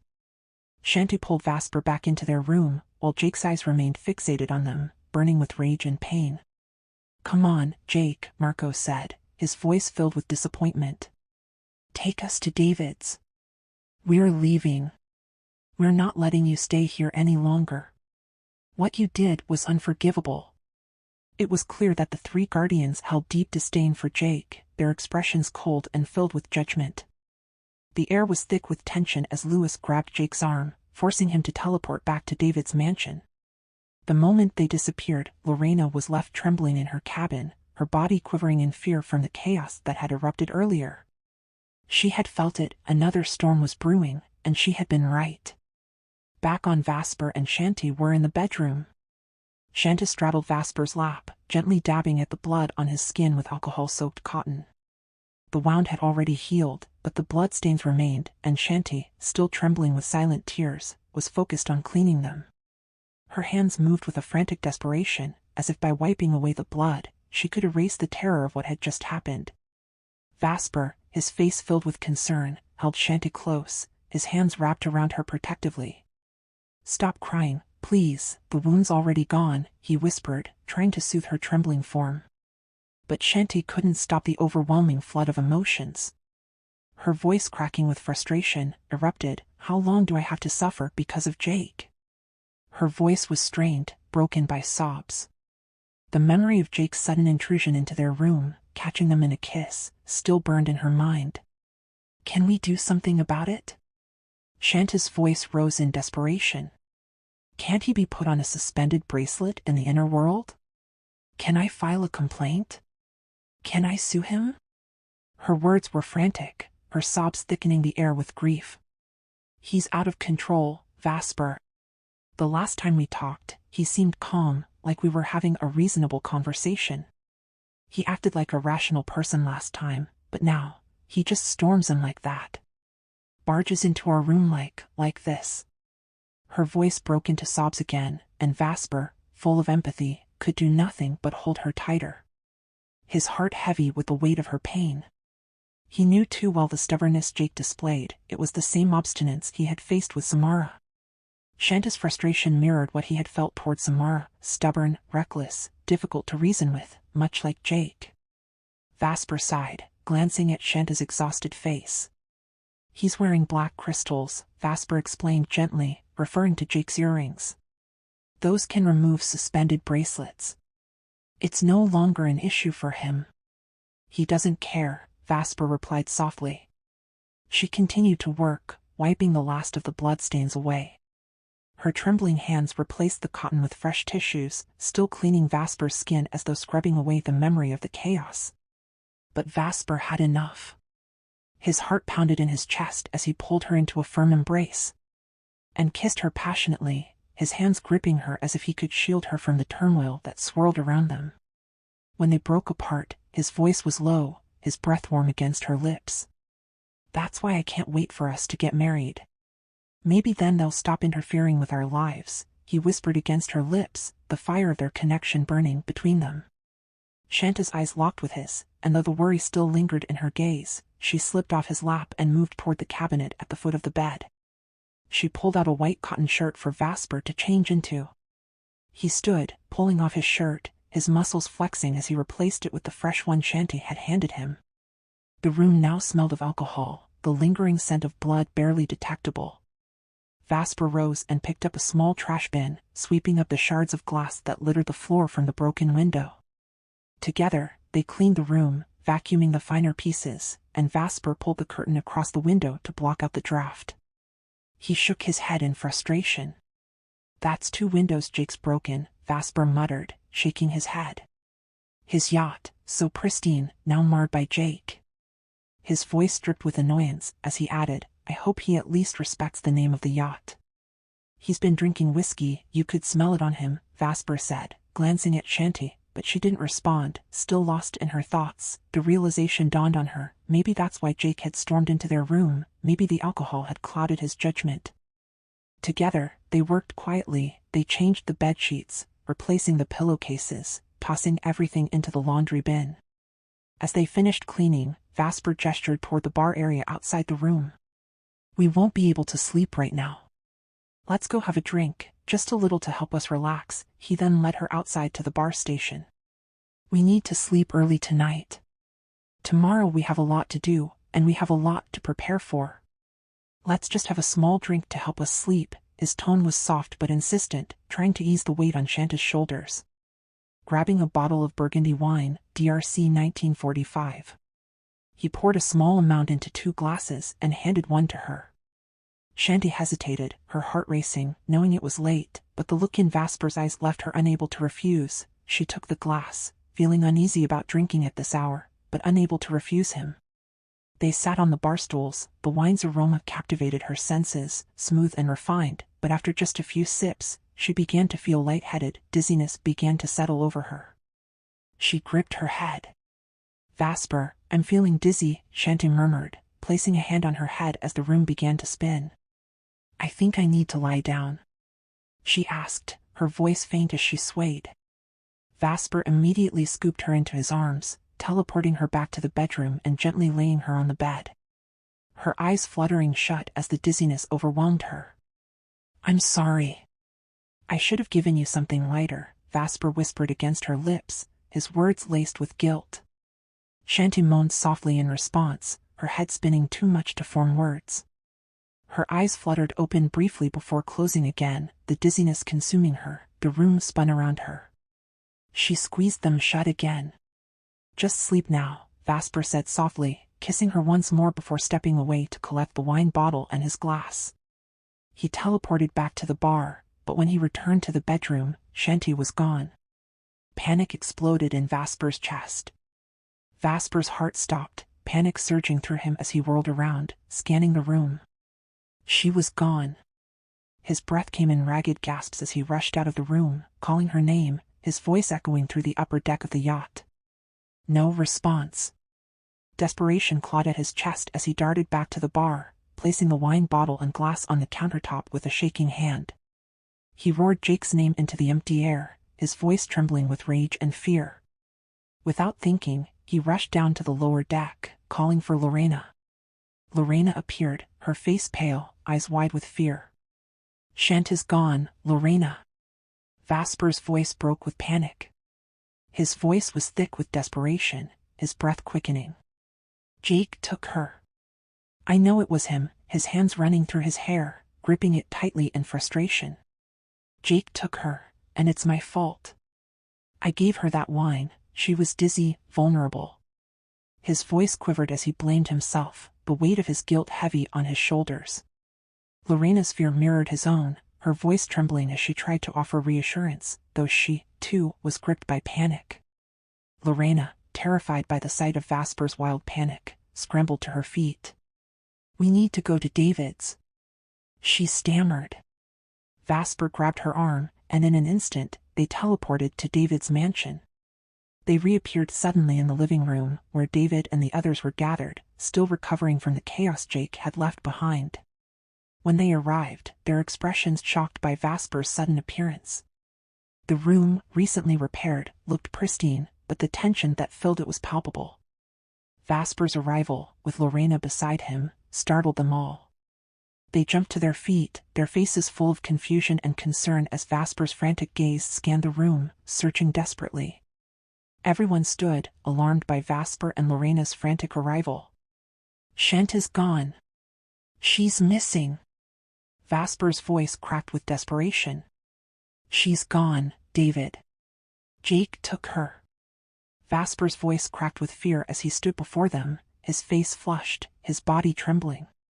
The veins on his neck and arms bulged with rage, his eyes burning with fury and helplessness. David's demeanor shifted instantly. David's expression darkened, his muscles tensing as fury and alarm overtook him. Alert and full of concern. Jacob, too, rose swiftly, rushing to Vasper's side. "What do you mean she's missing?" Jacob demanded, his voice tight. "Explain, Vasper," his face pale with anxiety. Vasper, his voice trembling with rage and fear, quickly recounted the events. Lorena, already sprinting, ran to Shanty's room but returned quickly, shaking her head. David's face grew more serious, his anger brewing as he explained, "Jake isn't here, Vasper. He left just recently," David said, his voice tense. "But he knows about your plan to marry Chanty. He overheard my conversation with Lewis. He was furious, and I had to kick him out because he wouldn't listen to reason." Vasper clenched his fists in rage, the anger boiling in his chest. His veins throbbed as he cursed Jake under his breath. In a flash, Vasper vanished, leaving David and the others panicked at his sudden disappearance, Jacob especially so. David, furious, cursed Jake out loud, letting out every insult he could think of. Unable to contain his frustration with Jake. "We have no choice, David. We need to use a flying object from the inner world. That's the only way we can search Jake's properties and find Chanty," Jacob said, urgency in his voice. Justin, meanwhile, attempted to contact Jake telepathically but knew it was useless. Jake wasn't listening to reason. "Okay, Lewis, get the vehicle. We need to act fast," David commanded as he faced Lewis. Just then, Samuel emerged from his room, having overheard the commotion, his face filled with concern. Laura was also there, her worry evident as she joined the others in the living room. "Where could Chanty be?" Samuel murmured, glancing at David, whose hand rested against the wall, one arm supporting his head. Meanwhile, Jacob sat on the sofa, his face buried in his hands, unable to comprehend that Jake had now become a serious problem for them. Gabriel, Justin, and Marco stood nearby, exchanging worried glances. The tension was suffocating, the urgency in the air electric. Moments later, Lewis arrived with a floating, spherical vehicle hovering above David's garden. None of them were surprised by the sight. David turned to Samuel and Lorena. "Stay here," he ordered. In a blur of motion, David and his team moved swiftly, disappearing into the vehicle as it shot upwards, vanishing into the night at the speed of light. Lorena and Samuel exchanged anxious looks, shaking their heads in disbelief at the chaos that had unfolded around them. As Vasper teleported from David's mansion straight to Jake's, an unsettling darkness greeted him. The house was silent, with only the faint glow of the exterior lights and the path leading to the beach faintly illuminated. Every room he checked stood empty, devoid of life. Desperation tightened in his chest as he teleported down to the beach, scanning the shore, but it was barren. Panic surged within him. Where was Chanty? His thoughts raced, fearing what Jake might do to her, especially in her intoxicated state from the burgundy wine he'd given her. Anger seared through Vasper's veins, the regret of letting her drink weighing heavily on his mind. Standing beside a large rock, Vasper could only hear the relentless crashing of the waves and the chirping of insects in the night. Fury welled up inside him as he slammed his fist into the rock with all his might. He shouted Jake's name into the wind, his voice echoing across the empty shore. With every punch, fragments of the boulder crumbled beneath his knuckles, his rage untamed. Sweat and tears mixed, trailing down his face and neck, soaking his shirt.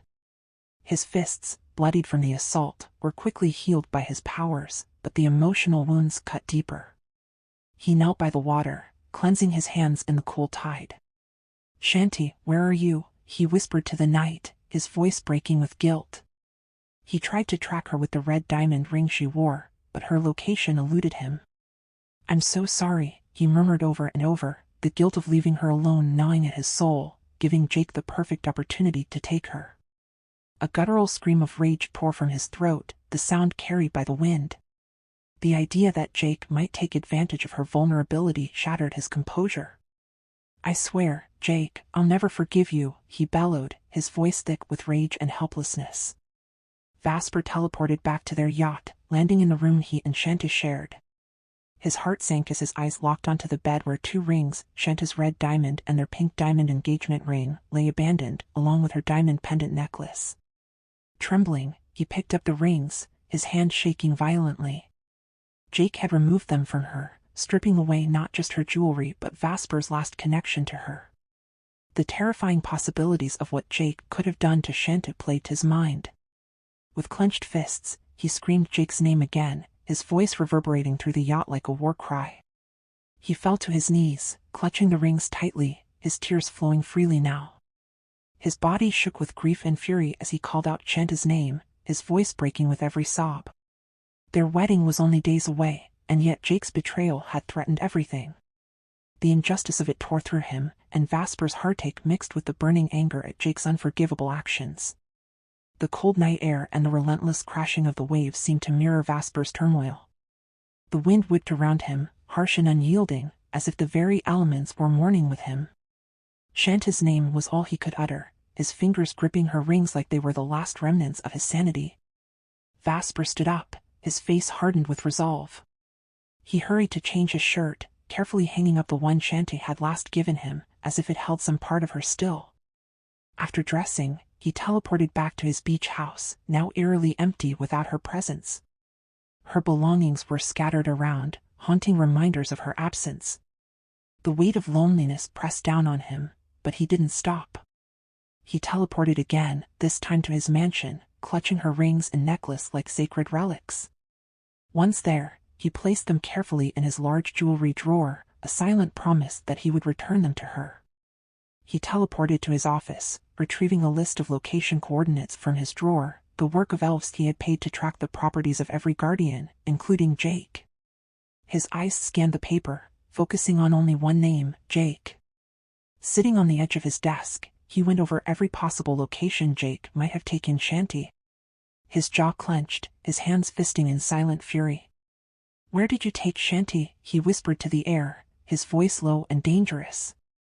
Teleporting back to his room, he prepared for what was to come.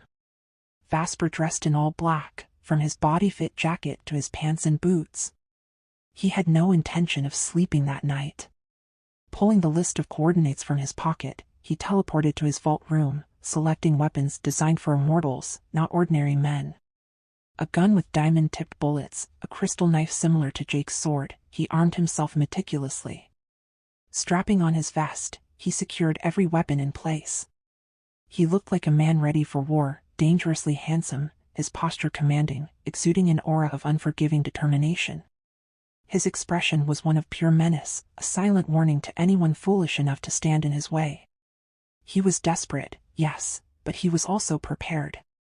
There was nothing he wouldn't do to find Chanty. Jake stood motionless by the bedside, his gaze locked onto Chanty as she lay in peaceful slumber, unaware of the tempest raging within him.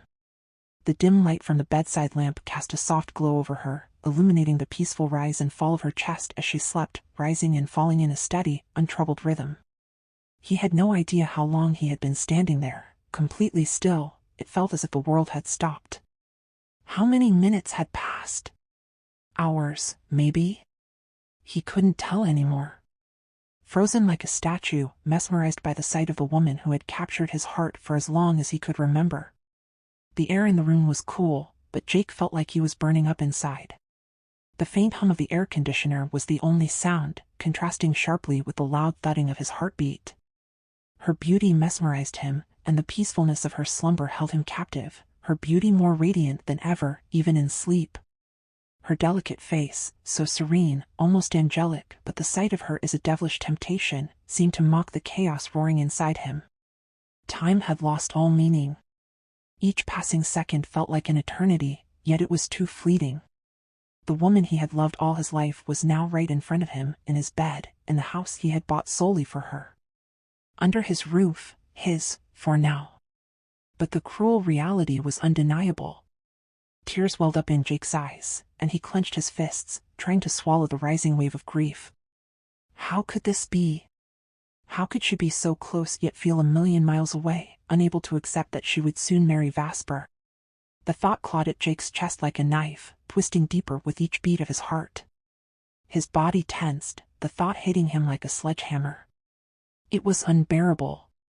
He had told himself he could accept it, that he could be strong enough to respect Chanty's decision, thought he could let her go with dignity.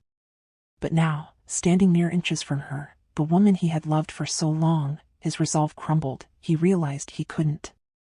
His heart felt as if it was being ripped from his chest, leaving an unbearable emptiness in its wake. As tears welled up in his eyes, hot and bitter, but he fought them back. His voice was barely a whisper as he spoke to the quiet room. "Chanty, I'm so sorry. I'll take your anger, I'll take anything, just, please, don't leave me," he whispered into the silence, his voice raw and broken, and he felt like there was no tomorrow, as if the ground beneath him was crumbling into an endless void. He tore his gaze from her and looked up at the ceiling, blinking away the tears. He bit his lip, trying to hold back the sob that threatened to escape. Chanty shifted in her sleep, turning over, his attention snapped back to her. Her movement was like a ripple in a still pond, sending shockwaves through him, stirred a temptation in him he found hard to ignore. Her short skirt had ridden up, barely covering her, exposing her flawless curves and the red bikini she still wore beneath, revealing her luscious curves, buttocks, hips, her long shapely legs.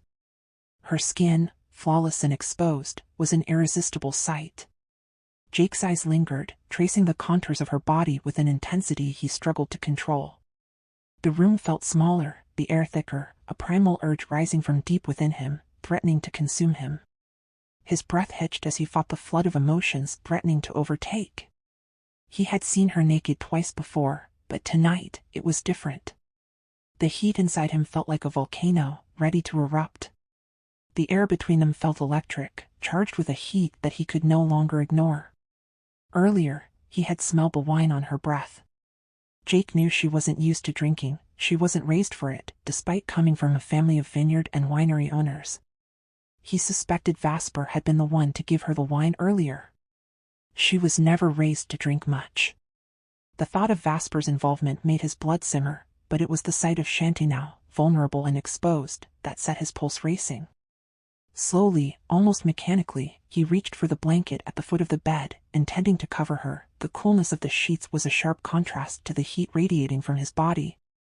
But then a memory flashed through his mind. He had been in this position once before, and the temptation had been just as strong. He hesitated, torn between repeating the act or not. In the stolen moments of temptation, his hand froze, hovering over the fabric, before he gave in. He couldn't fight it anymore. Slowly, with painstaking care, as though a single wrong touch might break the spell and she'd vanish, he climbed onto the bed beside her, the mattress dipping slightly under his weight, lying beside her, who remained turned away from him, her breathing still slow and deep, lost in whatever dream had taken her. His heart pounded louder in his chest, the heat building within him like wildfire as he edged closer to her, so close he could smell the soft fragrance of her perfume, mingling with the scent of her hair, intoxicated him, and he could no longer resist. He wrapped his arms tightly around her sleeping body, pulling her gently but firmly against him, causing the bed to move slightly under the movement. Chanty let out a soft moan. That sound, so small, so innocent, sent a jolt through him. His control, already hanging by a thread. His body tense with desire, yet trembling with restraint. He pressed his face into her hair, inhaling deeply, his heart thundering in his chest. But it wasn't enough, it was the skin of her neck that tempted him the most. His lips trailed down, brushing against the delicate skin of her neck. The warmth of her body, the softness of her skin, every part of her tempted him beyond reason, and Chanty moaned again, her soft whimper intensifying Jake's longing. It was like gasoline on the fire burning inside him. Jake's arms tightened around her, pulling her closer, the heat between them almost unbearable now. As he closed his eyes, savoring the overwhelming joy he felt, gasping for air. His body burned with desire, his breath shallow, as Chanty suddenly reached for his arm in her sleep. Her hand unconsciously reaching his arm as if seeking his presence, his warmth. She moved again, turning to face him, and Jake's heart pounded faster, and for a heart-stopping moment, Jake thought she might wake. What if she woke up and saw him, not Vasper? He should have turned off the lights. His mind screamed at him to leave, to pull away, but his body betrayed him.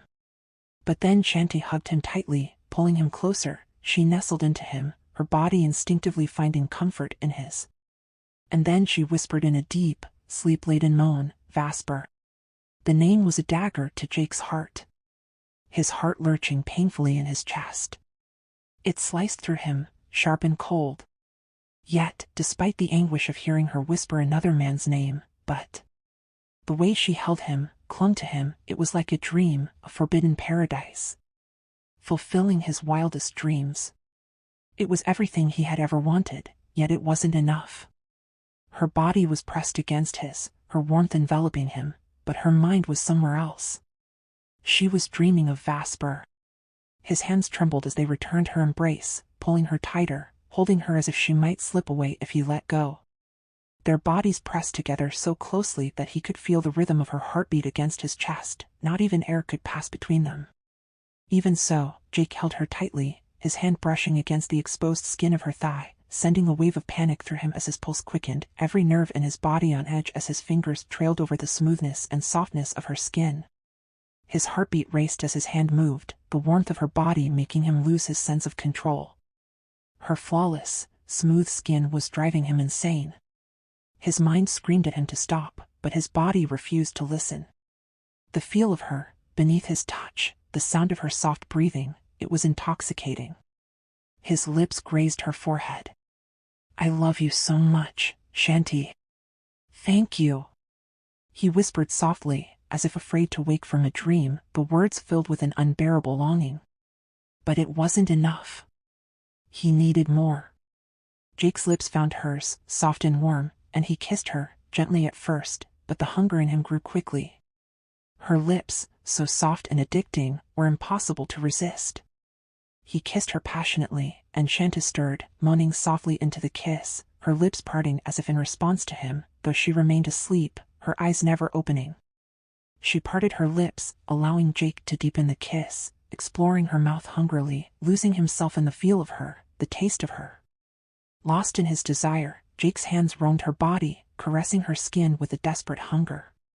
Aching to feel every inch of her. He devoured her mouth, her breath, and Chanty responded with soft, sleepy moans, her body reacting to his touch, even as her mind remained lost in her dream. Jake's lips trailed down her neck, his hand slipping beneath her halter top, exploring her bikini top until his hand found the softness of her breast. He gasped for air as he held it in his hand, his mouth now descending upon her breast, worshipping her with his lips and tongue. His hands and mouth worked feverishly, desperate to feel more, while Chanty's deep moans only fueled his desire. He returned to her lips, kissing her fervently once again, but then, in the midst of it all, she moaned that name again. Vasper. Jake froze. His heart shattered all over again, and he pulled back, the sound of Vasper's name cutting through him like a knife. He lifted his head, staring down at her, who was still deeply asleep. Oblivious to everything. Was she too drunk to even wake up? Her top had slipped upward, revealing her breasts fully. Realizing they were beneath his palm. His chest ached, the weight of what he had done crashing down on him. Slowly, he gently covered her breasts again, pulling the blanket over her body, and leaned in to press a soft kiss to her lips. I love you so much. I want it to be my name you say next time, Chanty, he whispered against her lips. Yet Chanty remained blissfully unaware of everything, still deeply asleep, the wine having taken its toll on her. Jake's heart was a whirlwind of fleeting joy and sorrow. The woman he loved so much was right beside him, but he knew he couldn't keep her. He stared at her for a long moment before finally getting up from the bed. With a heavy heart, he pulled himself away from her warmth, rising from the bed. He took one last look at her, his gaze lingering on her peaceful face. Before leaving, he kissed her forehead one last time, his lips lingering there for a moment longer than necessary. He turned up the air conditioning, ensuring she would be comfortable, and left the room, closing the door softly behind him. Inside, his heart was a maelstrom of conflicting emotions: joy, sorrow, desire, and loss. Chanty was still his, for now, but soon she would be gone, and the thought of losing her was more than he could bear. God knows how much he wanted her, but he wanted her to say his name instead of Vasper's. He wanted her more than anything, but in the end, she wasn't his to keep. Chanty slowly awoke, her eyes fluttering open to an unfamiliar sight above her. The ceiling was adorned with regal goldwood carvings, a large chandelier hanging in the center. Where was she? This wasn't the cabin of the yacht she shared with Vasper. She abruptly sat up, her hands pressing against the oversized, intricately designed bed. Even the bed's carvings were gold, fit for royalty. The room around her was vast, the cabinets equally large and gilded with gold handles. Confusion flickered across her face. Where was she? Her mind raced, trying to piece together the events of the previous night. After she cleaned Vasper's bloodied face, they stepped out to enjoy some wine. But shortly after taking a few sips, her vision blurred, dizziness taking over, and the last thing she remembered was Vasper carrying her to bed. That's where her memory ended. She had fallen into a deep, disoriented sleep. Where was Vasper now? And where had he teleported her? The room felt strange and unfamiliar. Vasper, she whispered, urgency creeping into her voice as she quickly climbed out of bed, rushing towards a large door she spotted across the room. Upon reaching it, she noticed a note pinned to the door. She pulled it off and began reading. "Good morning, my love. If you're hungry, there's food on the kitchen table, and you'll find everything you need in the cabinets. See you tonight. Feel at home. I love you." Chanty blinked at the note, surprised. This was a new style for Vasper. A smile tugged at her lips as she thought about it, but this house was new too. Had Vasper bought a new place? Her curiosity grew as she walked toward the cabinets. She opened one, planning to shower before eating, and was greeted by neatly arranged luxury brand boxes. Her mouth fell open in shock, reminding her of the island beach house they once stayed in. Shaking her head, she looked through the various items. In another cabinet, dresses hung in an array of styles, from casual wear to sleepwear. Vasper clearly knew her taste well. There were t-shirts, joggers, all in her preferred style. And in the drawers, she found lingerie from high-end brands, ranging from cotton to lace. She pulled out a sexy lingerie set and paired it with an equally seductive dress, wanting to surprise Vasper with the sight when he returned. She smiled at the thought, but then a realization hit her. They were supposed to leave together today for their wedding preparations. This was the last day of their wedding outfit fitting. Where was Vasper? She walked towards a door she assumed led to the bathroom. When she opened it, she wasn't disappointed. A grand bathroom spread before her, complete with a walk-in closet, though it was currently empty. The bathroom design catered to couples, with a men's section, large sliding mirrors on the cabinets, and a huge bathtub nestled in one corner. The jacuzzi was larger than the one in David's house or Jacob's mansion. Next to it was a spacious glass-partitioned shower. The extravagance was unmistakable, definitely Vasper's style. She smiled to herself as she stepped into the shower, the hot water and fragrant shampoo revitalizing her senses. It felt refreshing, the scent of bath soap lingering in the air. A glance at the wall clock in the bathroom showed it was only 7:30 a.m. She had woken up early, but Vasper wouldn't be back until the evening. Would she spend the whole day alone? As she stepped out of the bathroom, she went straight to the vanity mirror, looking for something. Opening a cabinet, she smiled again. There were new toothbrushes, still in their packaging. She opened one and brushed her teeth, then rummaged through the drawers and found a hairdryer, still unused in its box. Everything seemed brand new in this house, even the smallest items. As she dried her hair, she couldn't help but wonder, had Vasper just bought this place? After finishing up in the bathroom, Chanty dressed in the white lace spaghetti-strap dress she had picked earlier. The dress hugged her figure, stopping just above her knees, highlighting her perfect silhouette. She looked ethereal, her beauty mesmerizing even to herself as she smiled at her reflection in the mirror. Stepping out of the bedroom, her eyes widened in awe at the grandeur of the house. The grand staircase was covered in a luxurious red carpet, a massive chandelier hanging in the center of the ceiling, a masterpiece that made the whole place feel like a palace. She could see a library to one side, and on either side of her were 2 large rooms. The carpet continued down the hallway, but the floor below was marble. She approached the staircase, running her fingers along the gold railings, staring up at the giant chandelier above. Even the ceiling was made of glass. This place was grand, almost overwhelming in its size and opulence. She felt like a small speck in such a large house. As she descended the staircase barefoot, the coolness of the marble floor greeted her skin. She glanced around, the walls of the ground floor made entirely of glass, revealing a vast garden outside. However, the high walls surrounding the property and the large gate in the distance told her just how private this place was. The garden stretched far, and the gate was enormous. She ran towards the glass wall, marveling at the sight of the garden beyond. It reminded her of the vineyards she and Vasper had visited before. Excitement surged through her. She couldn't wait to see Vasper and ask him where they were. Were they still in Paris? To her right, she spotted a large oval dining table, reminiscent of the one in Vasper's mansion. To her left, a sprawling living room caught her attention. There were 3 different sitting areas, one made of elegant wooden furniture, another with a wide, plush sofa that screamed comfort, and a third with an enclosed space, offering privacy. The blackout curtains along the glass wall were pulled to the side, allowing natural light to flood the space. The grand front door was intricately designed with an eagle motif at its center.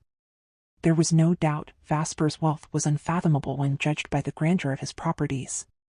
Curious, she headed down a hallway, guessing it would lead to the kitchen. The silence in such a large house felt impossible. Could she really be the only one here? Surely, a house this big would require maintenance staff. She continued walking until she reached the kitchen. It was modern, with sleek kitchen cabinets and a large center island. Chanty smiled as she looked at the kitchen island, remembering the countless times she and Vasper shared simple joys together, no matter where they were. Her thoughts wandered as she imagined them preparing food together. The food on the kitchen table was still warm. It looked like it had just been delivered from a restaurant. Who brought it? She looked out the window, but there was no one in sight. The kitchen was vast, fully equipped with all the latest appliances. The refrigerator was massive, but when she opened it, she found it mostly empty, save for water and a few bottles of beer. Chanty laughed softly at the sight, taking a bottle of water for herself. Her gaze shifted to the coffee machine, and a smile crossed her face. Thankfully, there was everything she needed to make a cappuccino. She brewed a cup, the aroma of freshly made coffee filling the air, soothing her senses. After grabbing a plate and cutlery from the drawers, she took her food and coffee to the living room, setting everything on a tray. Looking around, she searched for something to read and noticed 3 newspapers stacked neatly on a table. She sat down, placing her meal beside her, and reached for the newspapers.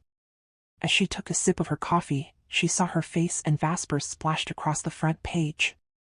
The headline read, "Chanty Lorenzo, heiress of Don Lorenzo, the cause of the breakup between Samara and Vasper. Is it true that they're getting married?" The news had come directly from none other than Lyca Maravillis, also known as Lyca Mondragon. The coffee lodged in Chanty's throat, choking her. She jumped to her feet, her hunger vanishing in an instant. Trembling, she scanned the rest of the newspapers. Each one carried the same story, though the titles and opinions varied. How did Lyca find out? They hadn't even sent out wedding invitations yet, only Louis, Marco, Gabriel, and Lorena knew. Chanty's heart pounded in her chest. How would the peoples in Vineyard react? What would Samara say? She sat back down, flipping through the pages for any mention of an interview with Samara. Her hands shook as she held the newspapers, the images in front of her sending chills down her spine. One photo showed her and Vasper holding hands at their island beach, while another captured them embracing. The trembling in her hands spread through her body. Was that yacht that had approached their island spying on them? Was this all Lyca's doing? She had too many questions, but no idea how to start answering them. How would she face the people in Vineyard now? How would she explain herself? Tears filled her eyes as she kept reading, but there was no mention of Samara's side of the story. It was all about Vasper's secret love affair, painting Chanty as the third party, the cause of the breakup. Her tears fell harder as she read the damning accusation, Chanty Lorenzo, the homewrecker. Her hands shook as the weight of the accusations hit her. She was being portrayed as a traitor who stole Samara's boyfriend after the princess had formed a business partnership with her vineyard. It was a public humiliation that left Chanty feeling shattered. Chanty grabbed a pillow from the sofa and hugged it tightly, burying her face into it as sobs racked her body, as though the fabric could somehow muffle the unbearable weight pressing against her heart. The pain in her chest from the accusations she had received was unbearable. She felt so small, so ashamed of herself. Had she stolen Vasper from Samara? On one hand, she admitted to herself that it almost seemed like she had stolen Vasper from Samara, especially since Samara and Vasper had been together for nearly 3 years, and they hadn't even had a proper closure when she entered Vasper's life. Samara was blinded by the sudden shift of Vasper's attention toward her. Every breath felt heavy, every thought a dagger of guilt. She felt small, so impossibly small, and utterly lost, but what could she do? Walk away from the man she loved? She couldn't imagine a life without him. She couldn't bear to break up with Vasper. What was she supposed to do? The worst part was knowing how much their town, their mayor, and even the people at the vineyard were affected by what had happened. What was she supposed to do? What would David say to her? Her sobs intensified, muffled by the pillow, her breath coming in shallow, ragged gasps. Needing a moment to gather herself, she rushed to the large powder room in search of tissues. She could hardly breathe, but couldn't find any. As she walked back out, her heart nearly stopped. Jake stood there, blocking her path. Jake stood in front of her, startling her so much she nearly fell. She almost lost her balance, but Jake's arms wrapped around her waist, steadying her before she could fall. Their eyes met. Jake's eyes reflected a deep sadness, and he held a tissue box in his hand, his expression somber as he looked at her. Fear instantly replaced her shock as she stared at him. She quickly pushed Jake's hand away from her waist and, hastily breaking the contact, ran back to the living room, trying to get as far away from him as possible, wanting to put as much distance between them as possible. Jake followed her slowly, never breaking eye contact, the tissue box still in his hand. He said nothing. "Jake, don't come near me," Chanty managed to say. Her tears briefly halted, trembled with fear, though her tears momentarily ceased. She couldn't handle this, not now. Fear bubbled up inside her, fear of what might happen if Jake and Vasper confronted each other, especially since she was alone in the mansion at that moment, and the thought made her stomach churn. Her body quivered as she met Jake's gaze, her emotions a tangled mess. Filled with fear. Could Jake read her expression? Jake's face changed as he looked at her. His face softened, his sadness deepening. "Chanty, I don't know what to do anymore. Why are you so afraid of me? Do I really look like a criminal to you?" His voice was soft and gentle, but laced with pain, and his grip on the tissue box tightened. With a soft toss, he tossed it gently into the air, and Chanty instinctively caught it, without taking her eyes off him. She pulled a tissue from the box, wiping her tear-stained cheeks and nose, all the while watching Jake's every move. But then she noticed something unsettling. Jake's eyes traced her figure, from her face down to her feet, lingering longer than she liked. She suddenly became aware of what she was wearing. It was unfortunate, she thought, that Jake was the first to see her in the outfit meant for Vasper. It felt wrong, as though she was exposed to him in a way she hadn't intended, an ensemble she had chosen for Vasper, not Jake. But how had Jake found her? "Jake, how did you find me?" she asked, desperation creeping into her voice. "Why do you keep following me, Jake? Please, Jake, leave me alone. I don't want you to see me anymore," Chanty pleaded, her voice filled with desperation, laced with agony, her eyes begging him to let her go. Jake's expression changed again, his face returning to one of deep sorrow, his pain evident in every line of his face, twisting with heartache. "You know I can't do that, Chanty," Jake replied, his voice barely a whisper, trembling with emotion. I can't stay away from you anymore. Chanty saw the agony etched on Jake's face. The raw torment in his voice sent a shiver down her spine. But what could she do? She couldn't let Jake continue like this, suddenly appearing in front of her at any moment, following her around and causing more fights between him and Vasper. Jake's presence was suffocating, his persistence dangerous. She couldn't let him keep intruding into her life.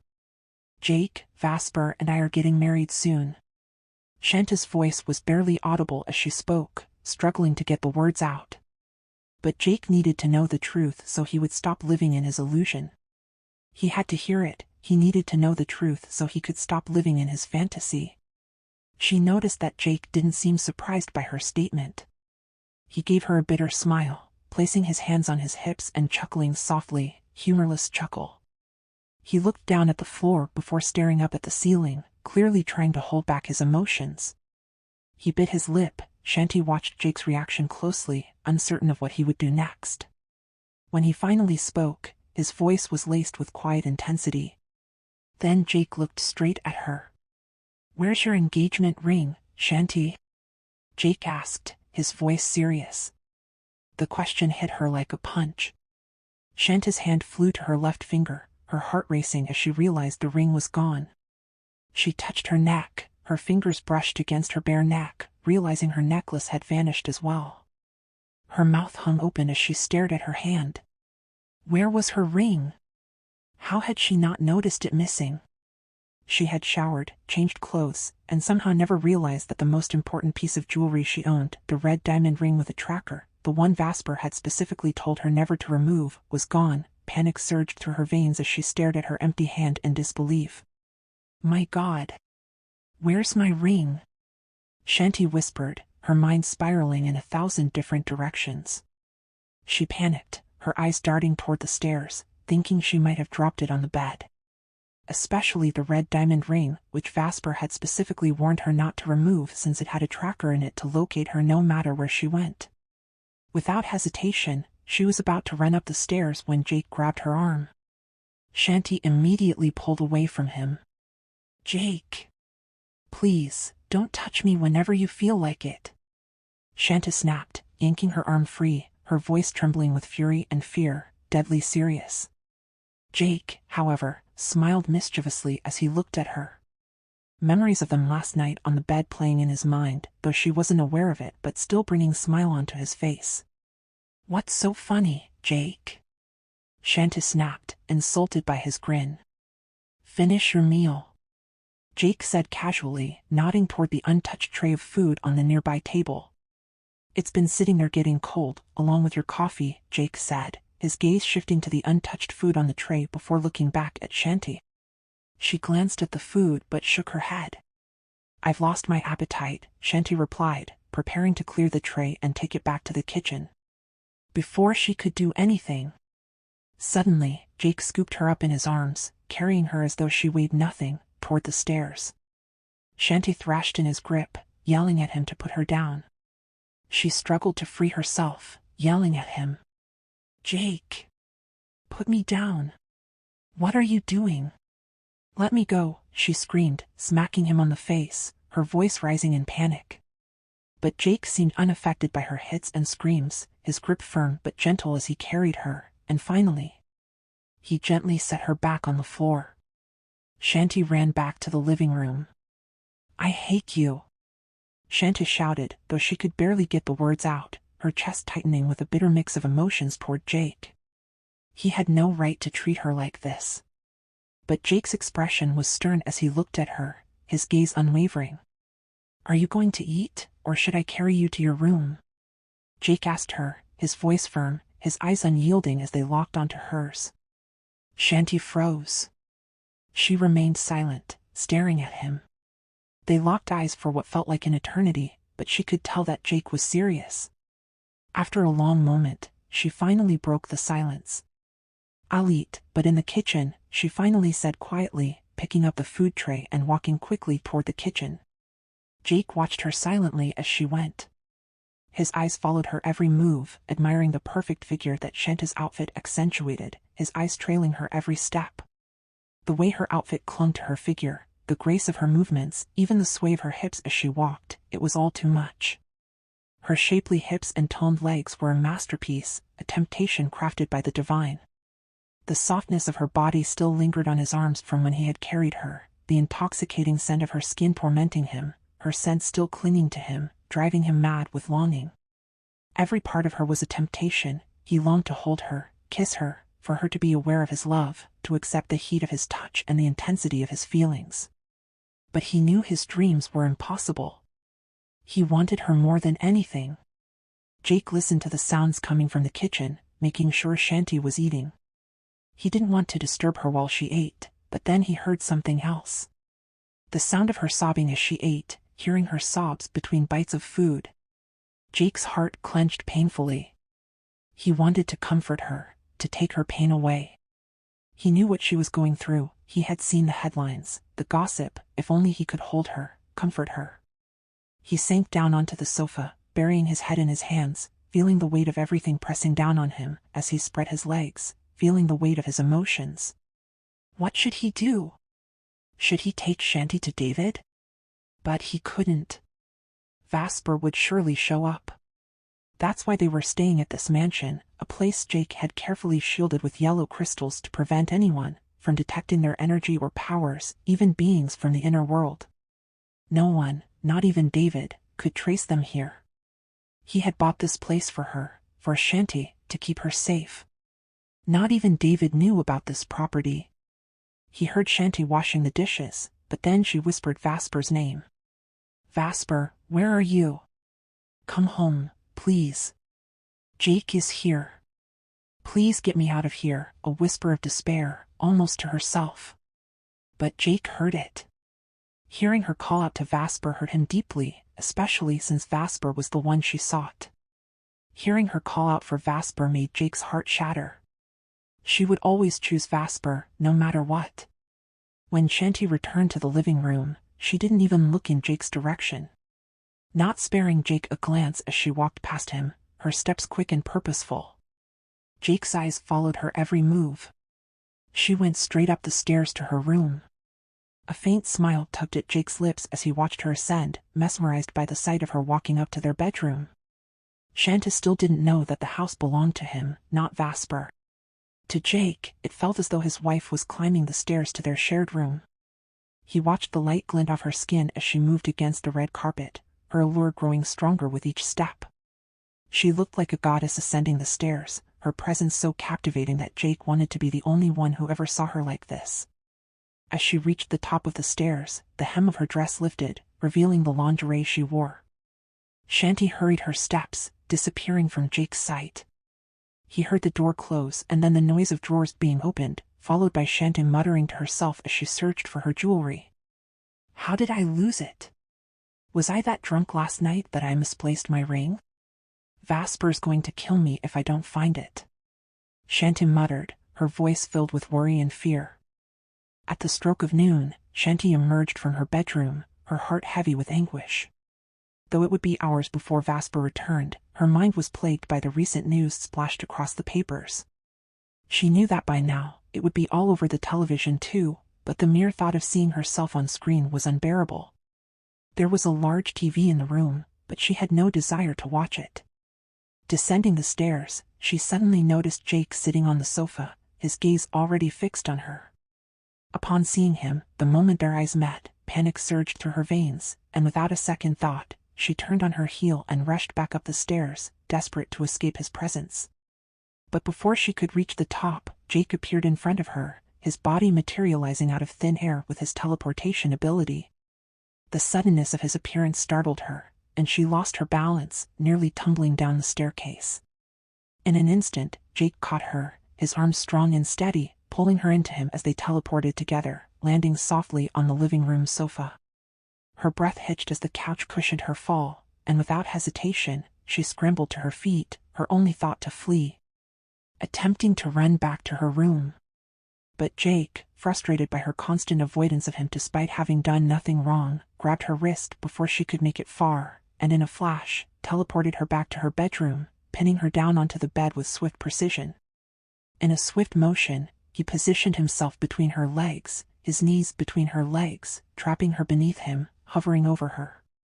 Their eyes met, their faces were inches apart, their breaths mingling in the tense air, both of them stunned by the sudden proximity, both of them momentarily stunned by the speed of the events.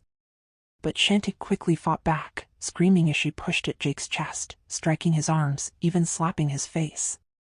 "Get off me!" Chanty screamed, her voice raw with desperation as she struggled against him. Her fists pounded against his chest, her nails raked at his arms, even landing a stinging slap across his face. "Jake, I hate you. Get off!" Yet Jake remained still, his expression deadly serious, his jaw clenched, his expression unreadable as he absorbed every hit without flinching. Her screams echoed in the room, her attacks growing weaker with each passing second until her strength gave way to sobs. Pleading, "Please, Jake, let me go. Please." She whimpered, her voice breaking, tears streaming down her face as she pleaded with him. But Jake didn't budge. He remained still. But instead of letting her go, Jake pressed his weight down on her, making it impossible for her to move. His body felt heavy against hers, his arms resting with only one elbow propped up. Their breathing became erratic, Chanty's sobs filling the room. Jake remained unmoved, his body as solid as stone over her. Minutes passed in this position, her sobs quieting into soft, broken whimpers. With Chanty eventually calming down, though she continued to cry softly. Jake waited, his heart aching at the sight of her pain, until he felt her body relax beneath him. When he sensed that she had relaxed, slowly, he released his grip, lifting himself off her, began to rise, watching as she lay motionless on the bed, her chest rising and falling with ragged breaths. She lay still, like a statue, unmoving. As Jake knelt in front of her on the bed, his eyes couldn't help but linger on the curve of her body, the delicate space between her thighs. The moment Chanty realized where his gaze had fallen, she bolted upright, her movements quick as lightning. Darting off the bed and standing against the cabinet. Her back pressed against the cabinet, her eyes wide with fear and fury, sharp and alert as she stared at him. Without hesitation, the sword of destiny materialized in her hand, its gleaming blade pointed directly at Jake. He stood by the bed, watching her, a laugh escaping his lips, his voice echoing through the room, his voice echoing with amusement. "Jake, please, leave now. Vasper will be back tonight. Please leave." Chanty's voice cracked with desperation, her grip tightening on the sword. "If you have even a shred of respect for me, please, just go," she added, tears streaming down her face, blurred her vision, her body trembling with fear and anxiety. She noticed the red marks on Jake's face where she had slapped him, his skin still flushed. Chanty's hands trembled as she gripped the sword tightly. Jake's eyes darkened, his voice cold and mocking. "There's one thing I can admire Vasper for. He's kept you a virgin, even now," he sneered, his gaze clouded with lust, fighting the overwhelming desire he had for her, a twisted smirk crossing his lips. Chanty's breath caught in her throat, her voice shaking as she spoke. "He's not like you, Jake," she snapped. "Vasper respects me enough. He knows how to protect my virtue until we complete our mission." Her voice broke with emotions, fresh tears spilling down her cheeks, her sobs filling the room. Jake's expression deadly serious, pain evident in his eyes. "If I wanted, Chanty, I could take you right now. No one would stop me. It's just you and me here, and no one else," he said. His voice was low, cold, sending a shiver down her spine, making Chanty's heart race with fear. "If that so-called mission you talk about really mattered to me, your virginity would have been gone last night when I brought you here. But I'm not the monster you think I am." Chanty's eyes widened in shock. "What did you say, Jake? You brought me here last night?" She could hardly believe what she had just heard, her voice barely above a whisper.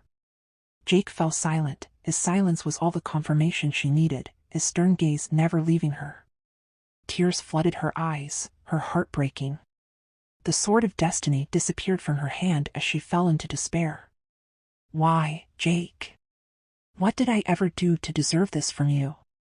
Why are you punishing me like this? Why are you doing this to me?" she asked, her voice trembling, broken and defeated, the weight of her tears pressing down on her.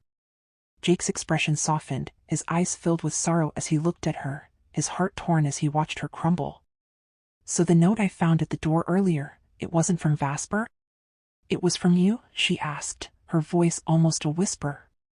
Jake didn't respond, his silence speaking volumes, his gaze never leaving her. This is my house, he finally said, his body tense as if bracing himself for another attack from her. Chanty's mouth fell open, but no sound came out. Her world seemed to shatter in that moment, her voice nothing but a whisper. So, Vasper isn't coming?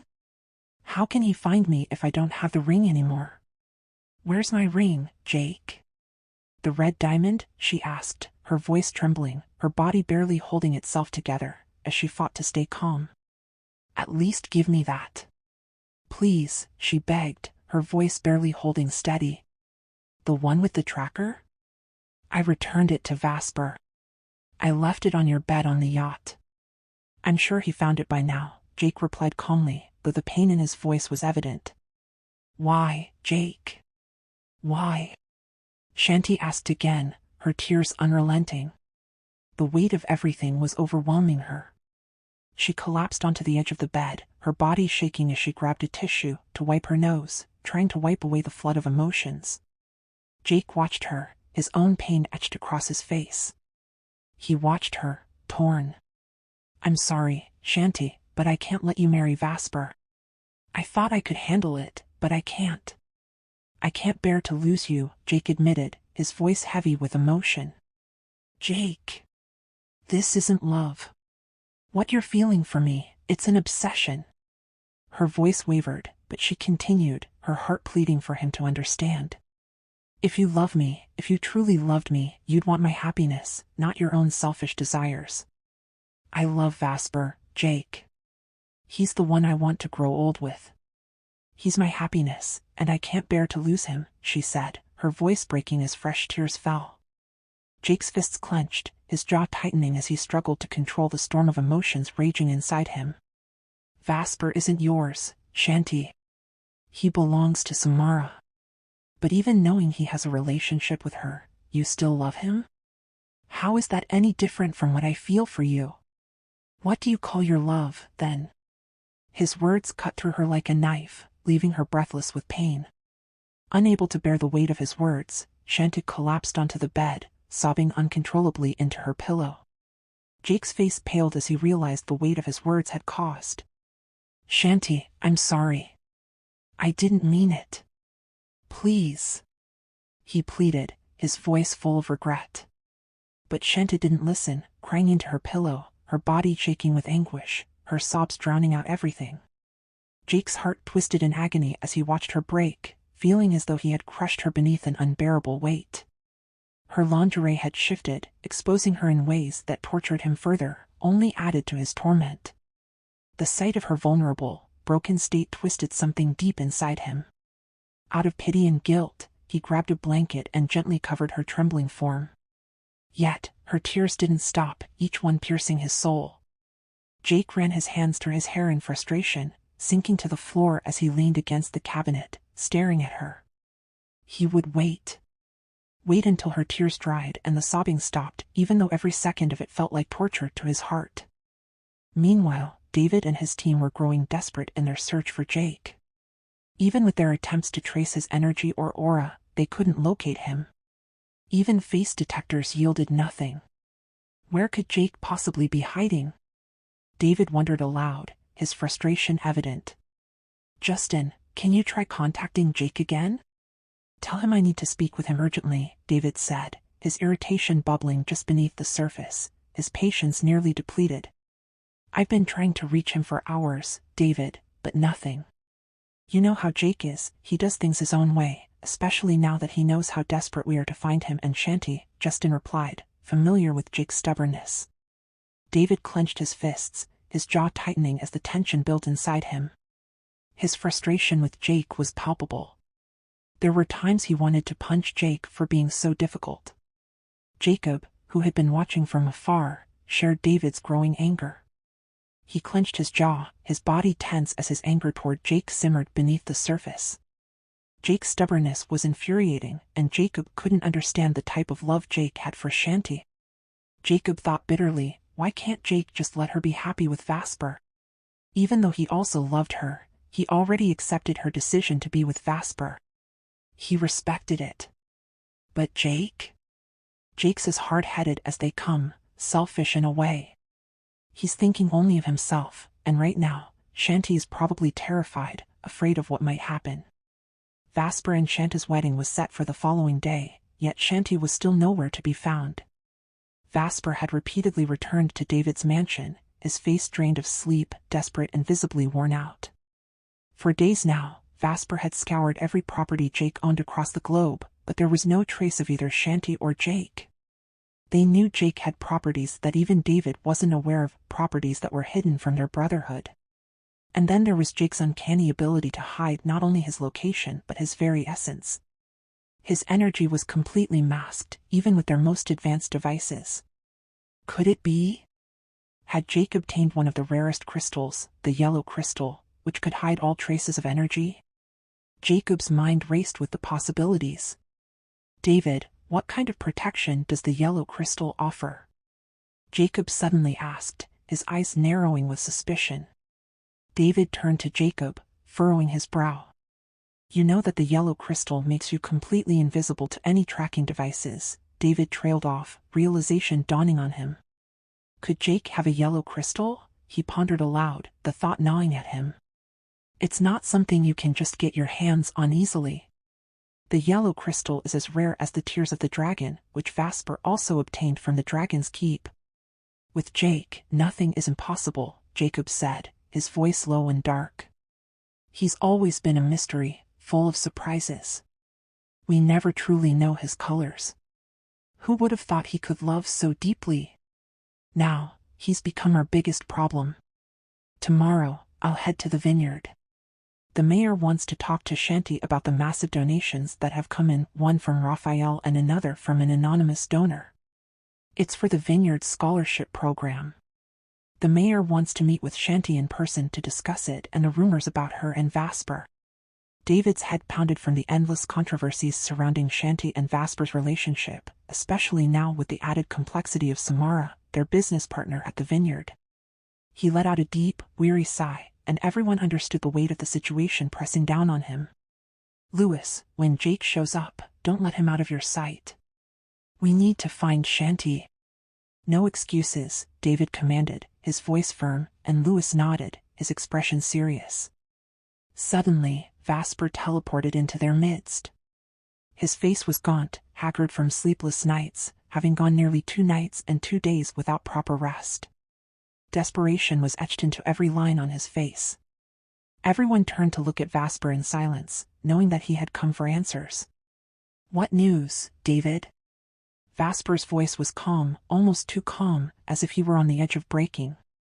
His voice was low, the weight of his question heavy in the air. David spoke carefully. Vasper, we've just returned from searching. We've used every tracking device we have, but there's no trace of Jake or Chanty. His words were slow, deliberate, trying to ease the tension. But Vasper let out a sarcastic smile. Maybe Chanty is right here, David, hiding in your mansion. You wouldn't hide her from me again, would you? Or maybe you and Jake are working together. His words, sharp as a blade, sliced through the room, leaving everyone in stunned silence. Vasper, that's not true, David replied, his voice steady. We're looking for Jake and Chanty just as desperately as you are. David's eyes locked with Vasper's, his sincerity evident. He knew the depths of Vasper's pain. You've hidden her from me before, David, so you can't blame me for suspecting it now, Vasper shot back, his gaze scanning their faces, his suspicion growing with every second. His eyes landed on each of them, probing for the truth. Jacob, seething with barely controlled rage, finally spoke. You, Vasper, son of Alexander Mondragon, and yet you can't even find Chanty or Jake? What kind of power do you really have? Jacob's voice dripped with venom, his words an outright insult. Everyone in the room tensed as the air grew heavy with hostility. Jacob and Vasper glared at each other, eyes locked in a battle of wills. Louis stepped forward, placing a hand on Jacob's shoulder. We think Jake might be using a yellow crystal, Vasper. Even his energy can't be detected. We've scanned at high altitudes, searched every corner of the world, but it's as if he's completely vanished, Marco added, standing beside Louis. David could smell the faint scent of alcohol on Vasper's breath. His heart sank as he looked at Vasper, seeing a man who appeared as though he had lost everything. If Jake has the black crystal, there's no reason to believe he wouldn't also have the yellow crystal, Gabriel observed quietly, watching the tension between Vasper and Jacob. Vasper, are you the anonymous donor for the scholarship program at the vineyard? David asked suddenly, his eyes locking with Vasper's, trying to read his expression. Vasper remained silent, not answering the question, but David knew. It had to be him. Vasper's donation was large enough to help countless children finish their education in Chanty's vineyard, a legacy of her late father. Vasper said nothing more. In an instant, he vanished, leaving them all to stare at the empty space where he had stood. The room fell into silence. Jacob sat down, still fuming, his face dark with unresolved anger. Lorena appeared, bringing the beers Justin had requested, setting the cans on the table before turning to leave. The weight of Jake's actions hung heavily on them all. David, Jacob said suddenly, his voice tense, should we report Jake to the inner world authorities? What he's done is punishable by severe consequences there. David glanced at Jacob, shaking his head slowly. No, Jacob.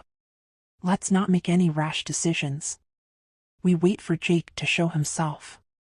Only then will we decide. Let's not forget that he was once our friend, and despite everything, I still have some trust left in Jake. Are you sure, David?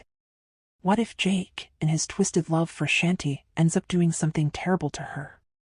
Marco asked, his concern genuine as their gazes met. David said nothing, his lips pressed tightly together, unwilling to voice the dark thoughts swirling in his mind. Let's hope it doesn't come to that, he muttered quietly. Jacob stormed out of the room without a word, his heavy footsteps echoing through the house. Everyone watched him go, understanding the turmoil raging inside him. He, too, loved Chanty. Meanwhile, at Vasper's mansion, Laika's car arrived, and the massive gate began to open. The guard granted access, only Vasper's car could open the gate automatically, not others. Once the vehicle parked inside, Laika and Samara stepped out. Samara wore sunglasses to conceal her puffy eyes, swollen from crying over the news of Chanty and Vasper. She was grateful to have Laika by her side, ready to support her in dealing with Vasper, Laika's brother. Khalid greeted them respectfully, bowing as he met the two women. He was surprised to see Samara but chose not to question it. Laika already knew that Vasper was inside the mansion, she could sense his presence. Together, Samara and Laika entered the mansion as Khalid opened the massive door for them. The sound of their high heels echoed with every step as they moved through Vasper's mansion. Laika carried a bottle of wine without a label and handed it to Samara. You know what to do, right? Laika said with a sly smile. Samara nodded, thanking her. I'll have my driver pick you up tomorrow, Laika added, casting a glance toward the grand staircase that led to the second floor. He's upstairs, drunk. You handle it, don't forget what I told you, Laika whispered softly, ensuring only Samara could hear. Samara nodded once more, staring at the wine bottle in her hand. I won't stay long. You take care of things from here, Laika said as she gave Samara a quick hug before walking out of the mansion. Samara watched her leave, waiting until the door closed and she heard Laika's car engine rev up. Now alone, Samara stood at the foot of the grand staircase. She hesitated before taking a deep breath and started climbing. Fear and uncertainty tugged at her, but she forced herself to be brave. She had one goal: Vasper needed to drink the wine Laika had given her. She had to be by his side, ready to do anything to keep him from marrying Chanty. Samara knew that Chanty had disappeared, news from Laika, and she trusted the information Laika provided about Vasper's life.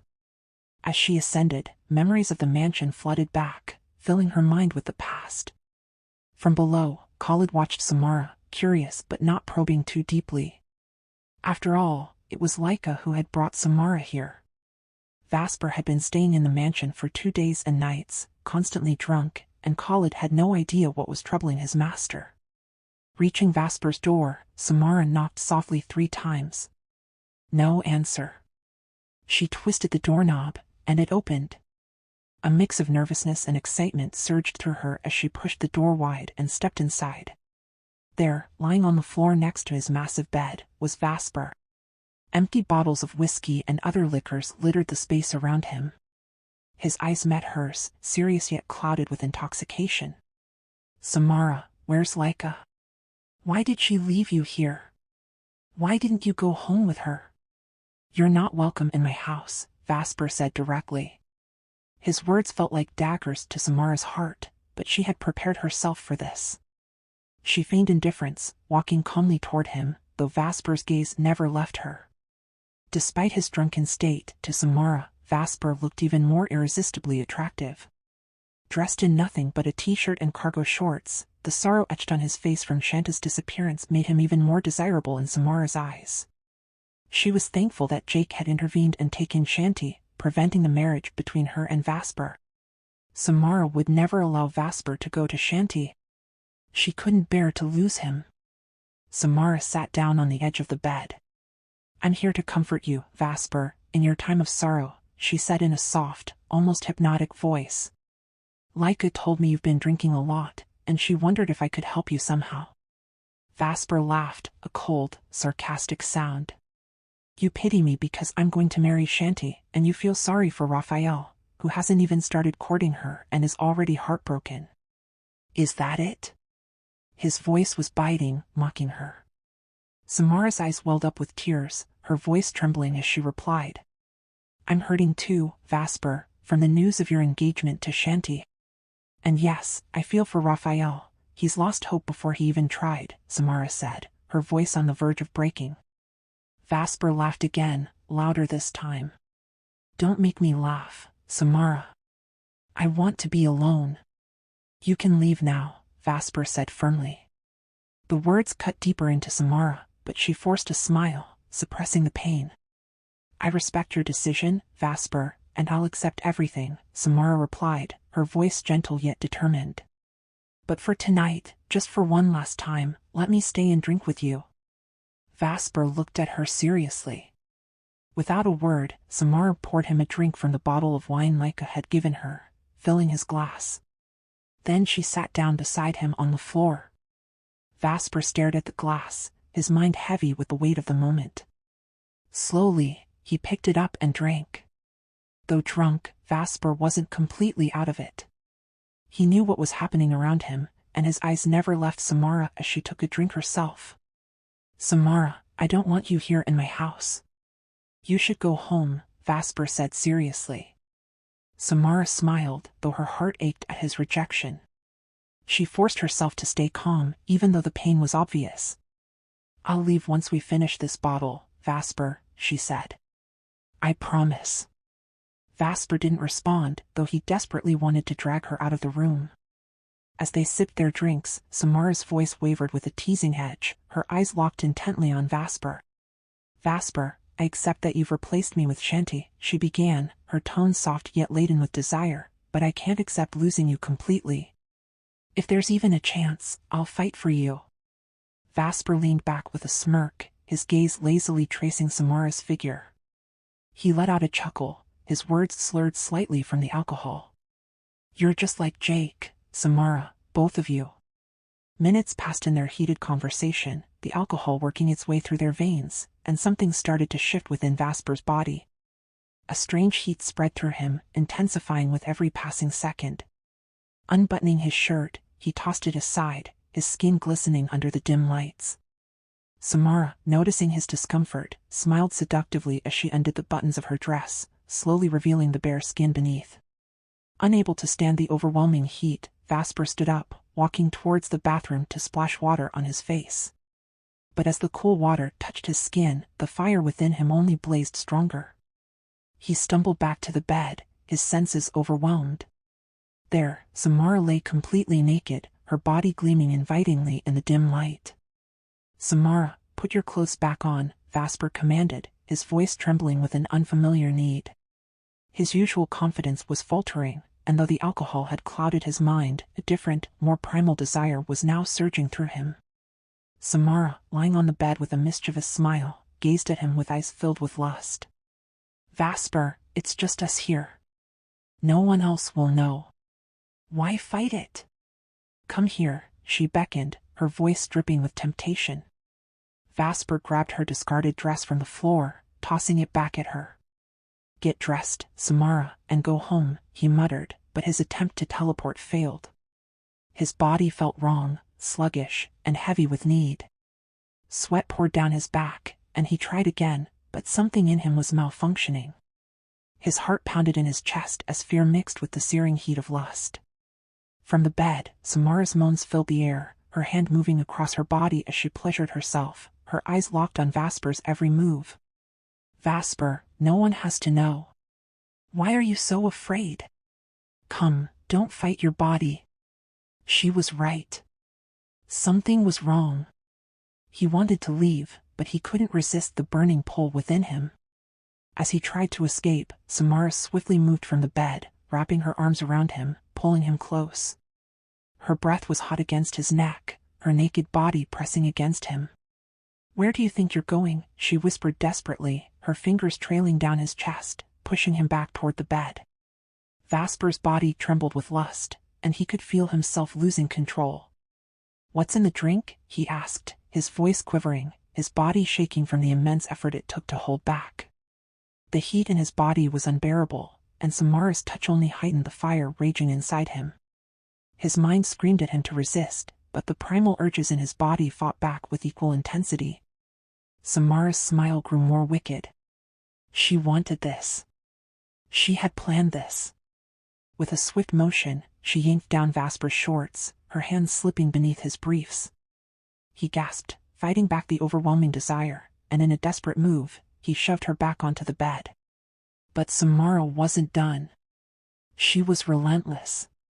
Her legs spread wide, inviting, as she looked up at him with eyes clouded with lust. Vasper tried once again to teleport, but nothing happened. His body glitched, and he felt the sweat pouring down his skin, the heat growing hotter and more unbearable. He looked down at Samara, his resistance crumbling as her body called to him. Come here, Vasper. Don't fight it, Samara moaned, her voice a siren's call that he could no longer ignore. And in that moment, Vasper lost the last of his self-control. Drawn to the bed like a magnet, he was on top of her in seconds, their bodies colliding in a wild, erratic frenzy of lust. The tension that had been simmering between them erupted in a storm of passion, their bodies moving together, driven by an unstoppable force. Samara's voice echoed through the room, her cries of pleasure filling the air as Vasper thrust into her with a primal, machine-like rhythm. His mind was screaming at him to stop, but the alcohol and the lust had taken over completely. His body had betrayed him, and there was no going back. Each thrust brought them closer to the edge, their movements wild and desperate. Vasper's name spilled from Samara's lips in guttural groans, his body moving with a speed and intensity that felt almost supernatural. The room filled with the sounds of their moans, the bed creaking beneath them as they raced towards the peak of ecstasy. The powerful concoction they had consumed drove them both to new heights of pleasure, their bodies in perfect sync as they chased the release they both craved. Samara's nails dug into Vasper's back, her cries growing louder as she called out his name again and again. Vasper's mind had given up trying to resist. All that remained was the primal need to satisfy the burning lust that had consumed him. And as they reached their climax, the room reverberated with Samara's screams of pleasure, her body arching beneath Vasper's as they both surrendered completely to the fiery passion between them. The night was wild, untamed, and relentless, their bodies lost in a dance of lust that neither of them could stop, as if the very drink they had shared had bound them in a spell of physical ecstasy that would not break until their every desire had been fulfilled. The air in the room was suffocating with an oppressive weight of despair. Every breath felt thick, like drowning in sorrow. Chanty lay curled in on herself on the bed, her frail body trembling with the weight of silent, relentless tears. Her face, pale and gaunt, was streaked with rivers of grief, her once bright eyes now red and swollen, as if the very essence of her soul was seeping out with each drop, her frail body trembling beneath the weight of her tears. Yet the tears continued to flow, silent now, as though the very essence of her was dissolving into sorrow. The room itself seemed to weep with her, dim light filtered through the curtains, casting long shadows that stretched toward her as if to comfort her. Jake stood beside her bed, his towering figure rigid with helplessness, his face a mask of torment. His hands hung limply at his sides, fists intermittently clenching as waves of frustration rolled through him. His jaw tightened, teeth grinding, as he watched the woman he loved slipping further and further away from him. His heart aching with a pain so fierce it felt as though it would tear him apart. He had tried everything, begging, coaxing, even demanding that she eat, but it was useless, nothing worked.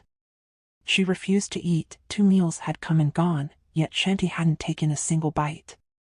The food sat cold on the tray, and all she allowed herself was water.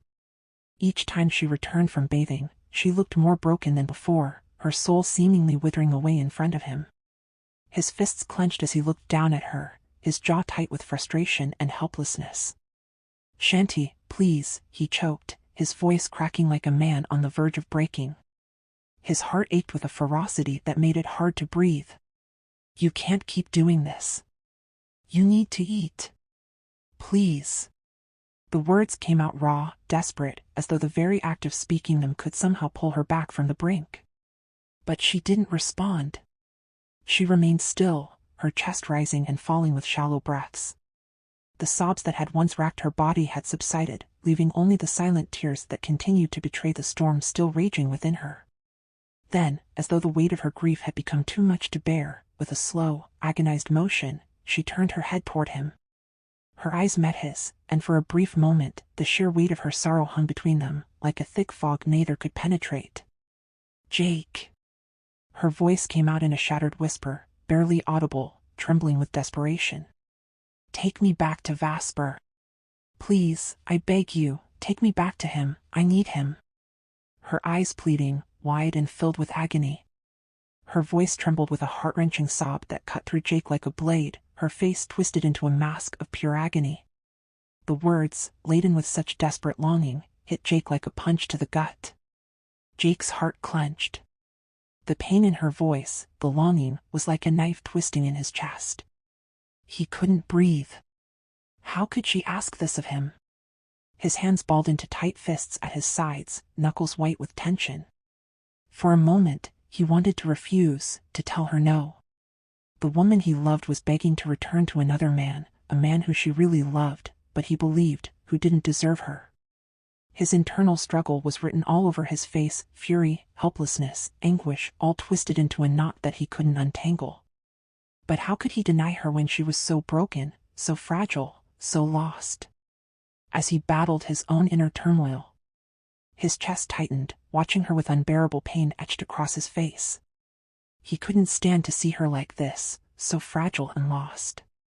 His gaze softened as he looked at her, swallowing the thick lump in his throat. The thought of her not eating, slowly wasting away, was more than he could bear.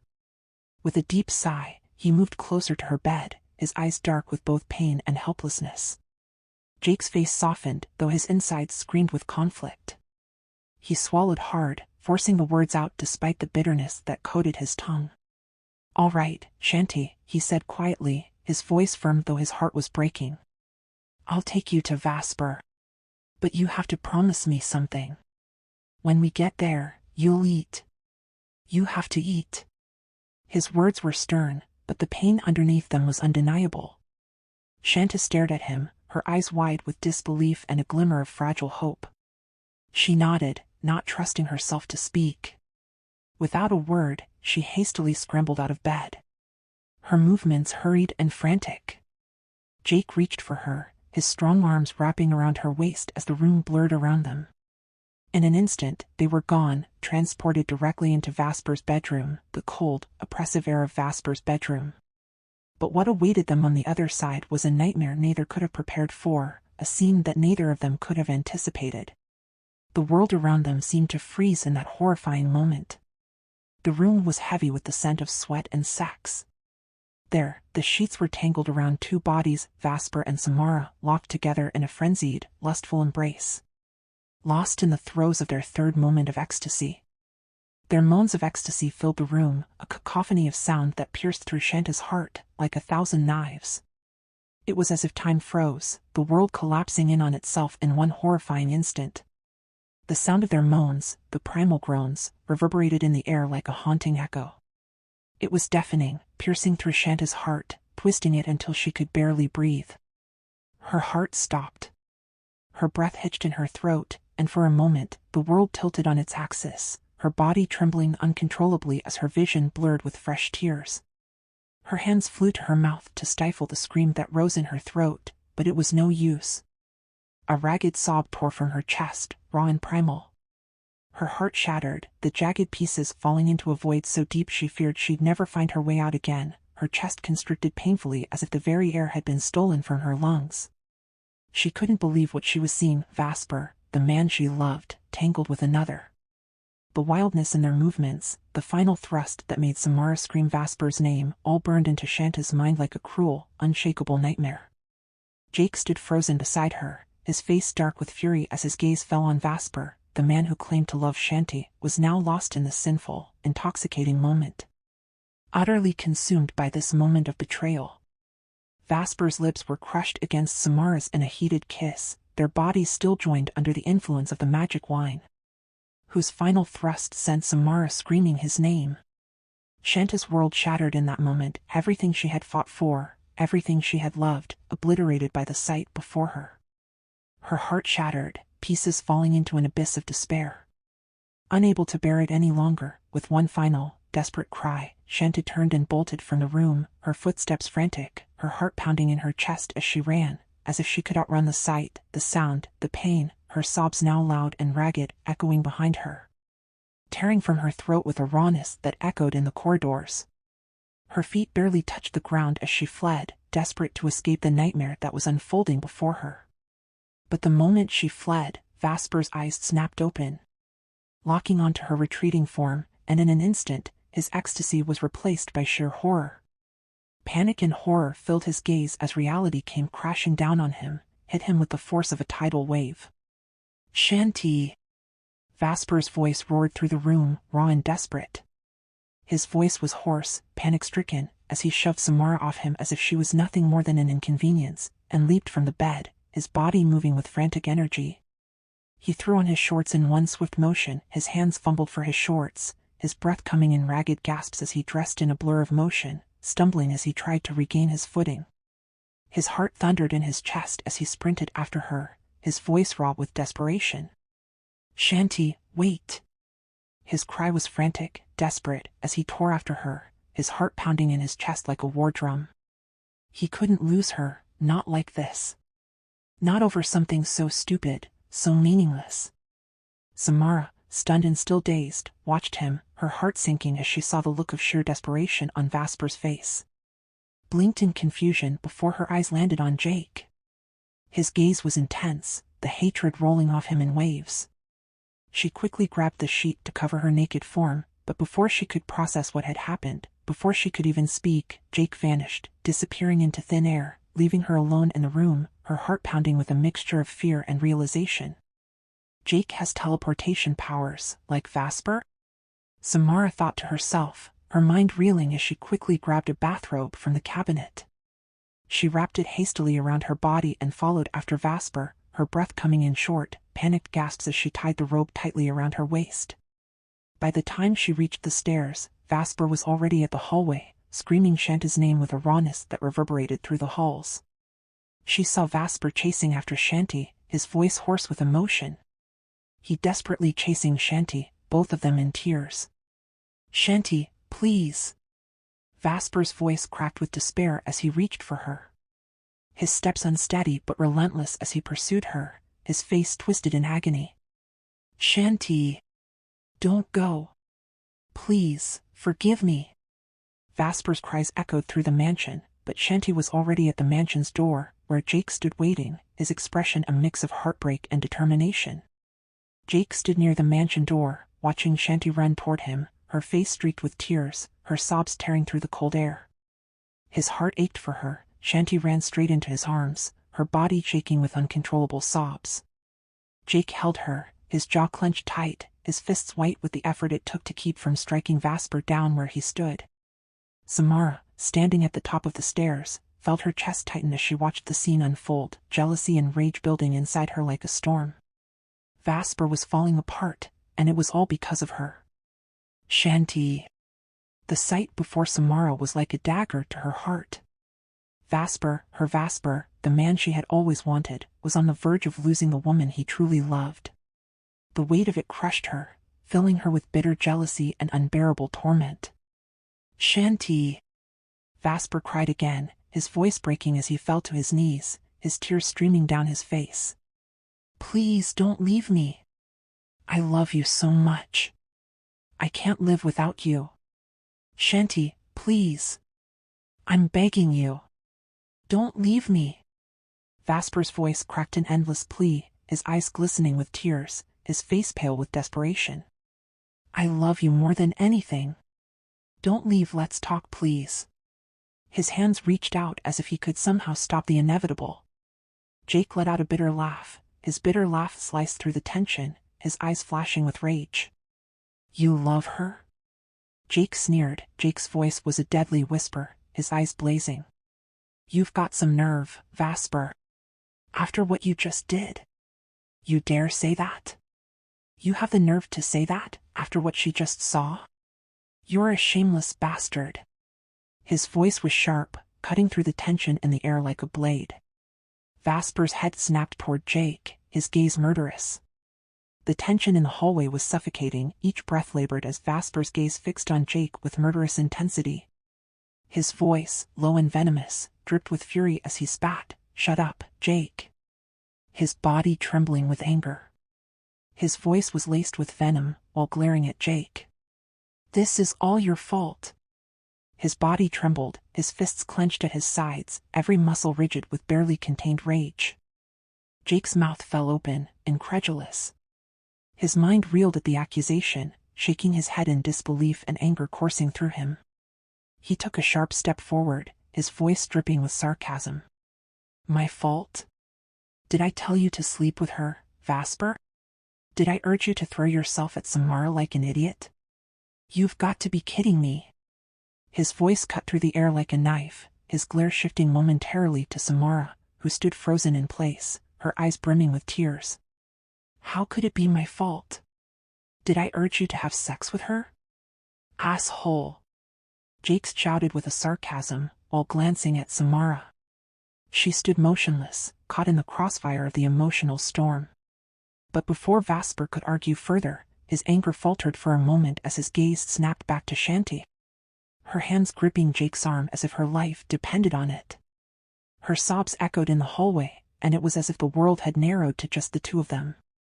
"Chanty, please," Vasper begged, his voice so raw with desperation it seemed to tear from the very depths of his soul. "Don't leave me. I'll go mad if I lose you. I love you. Please, don't just leave, let's talk. Just you and me." Vasper's voice cracked, with raw desperation. His heart felt like it was being ripped from his chest as he fell to his knees, pleading. But Chanty couldn't look at him, couldn't even face the man she once adored. Her once loving heart had been shattered beyond repair. With trembling hands, she clutched Jake's arm, her voice a broken whisper. "Jake, take me away. Please. I beg you." Jake stood still, though his heart ached for her. He wanted to whisk her away, but not like this. He wanted her to finish things with Vasper, to face the betrayal head-on. To finish things with Vasper right then and there. "Chanty, please." Vasper fell to his knees before her, sobbing and begging, filled with regret for allowing himself to succumb to his emotions and lust.